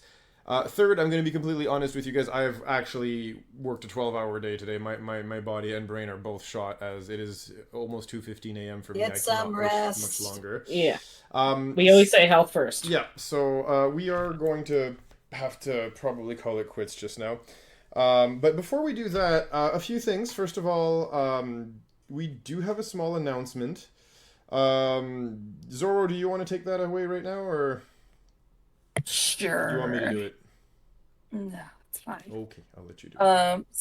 So this is technically my last episode. Having one day off a week is not enough for me mentally and just adulting in general. So long story short, unfortunately, I have to depart from this particular show. It really sucks because I'm a D&D whore, but it's what I gotta do to get stuff done IRL as well as just mental health. So yeah, unfortunately, that is it. This is it for me. Of course, I'm still gonna watch and still be like part of it any way I can, but you know. What I'm hearing is temporary removal from the from the thing until Possibly. schedules potentially give you a little bit more time. But yes, Possibly. due Yeah. to scheduling conflicts right now, you'll be pulling back from the show, which is a-okay. Yeah. Unfortunately, but we are happy to have Azrin come in too, so very excited about that. Health first again, as you said. We'll definitely find our pacing and our beat within the next show or two, and we'll bounce back. But yes, you will be missed, of course. And again, doors open if and whenever you feel like swinging back. If ever you want to just cameo for an episode, have Zuri show up and then leave again or whatever. At one point, the door is always open for that too if you've got the energy. But I understand, not being able to participate, on the regular right now with everything that's been going on. The nice thing though is again with TOTOR is due to the modular nature of the storytelling for it, it's relatively easy for people to pop in and out. So yeah, take the time you need, rest up, and always happy to have you if ever you do want to swing by. That being said, it's not all doom and gloom. We do have a bunch of other shows, some of which, Zoro here is a part of, another which she DMs herself, so that's not all you're going to get out of us. Remember, Mondays, that's Destiny Forge. Tuesdays now, we have still TOTOR. Every week now, no longer every 2 weeks, so that's going to have to be changed on the bot eventually. Thursdays, we've got Tricorn Isles, so that's going to be, this week it's Tricorn, and then next week you'll have Mass Effect, alternating every Thursdays. And then Saturdays, we've got Withered Wastes and Wayward Wanderers that also alternate. Not to mention, first Saturday of the month, we've got Behold Lore, and then we have on the last Saturday of the month, our superhero-themed campaign that's the reskin, basically, of Skins on Brooms, called Would Be Heroes. So yeah, on that note, I do hope you guys had a lot of fun today. I know a little bit of a shorter session today, and I had to jinx it, right? The connection issue at the very end, the technical difficulty caught up to us. We ran, but it caught me.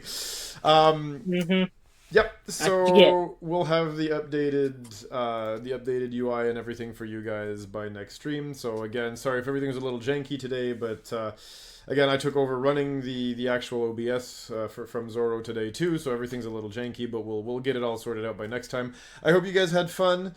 It was nice having you guys here. On that note, have a great time, and we'll catch you guys next week. Have a good one. Later. Bye, guys. Bye.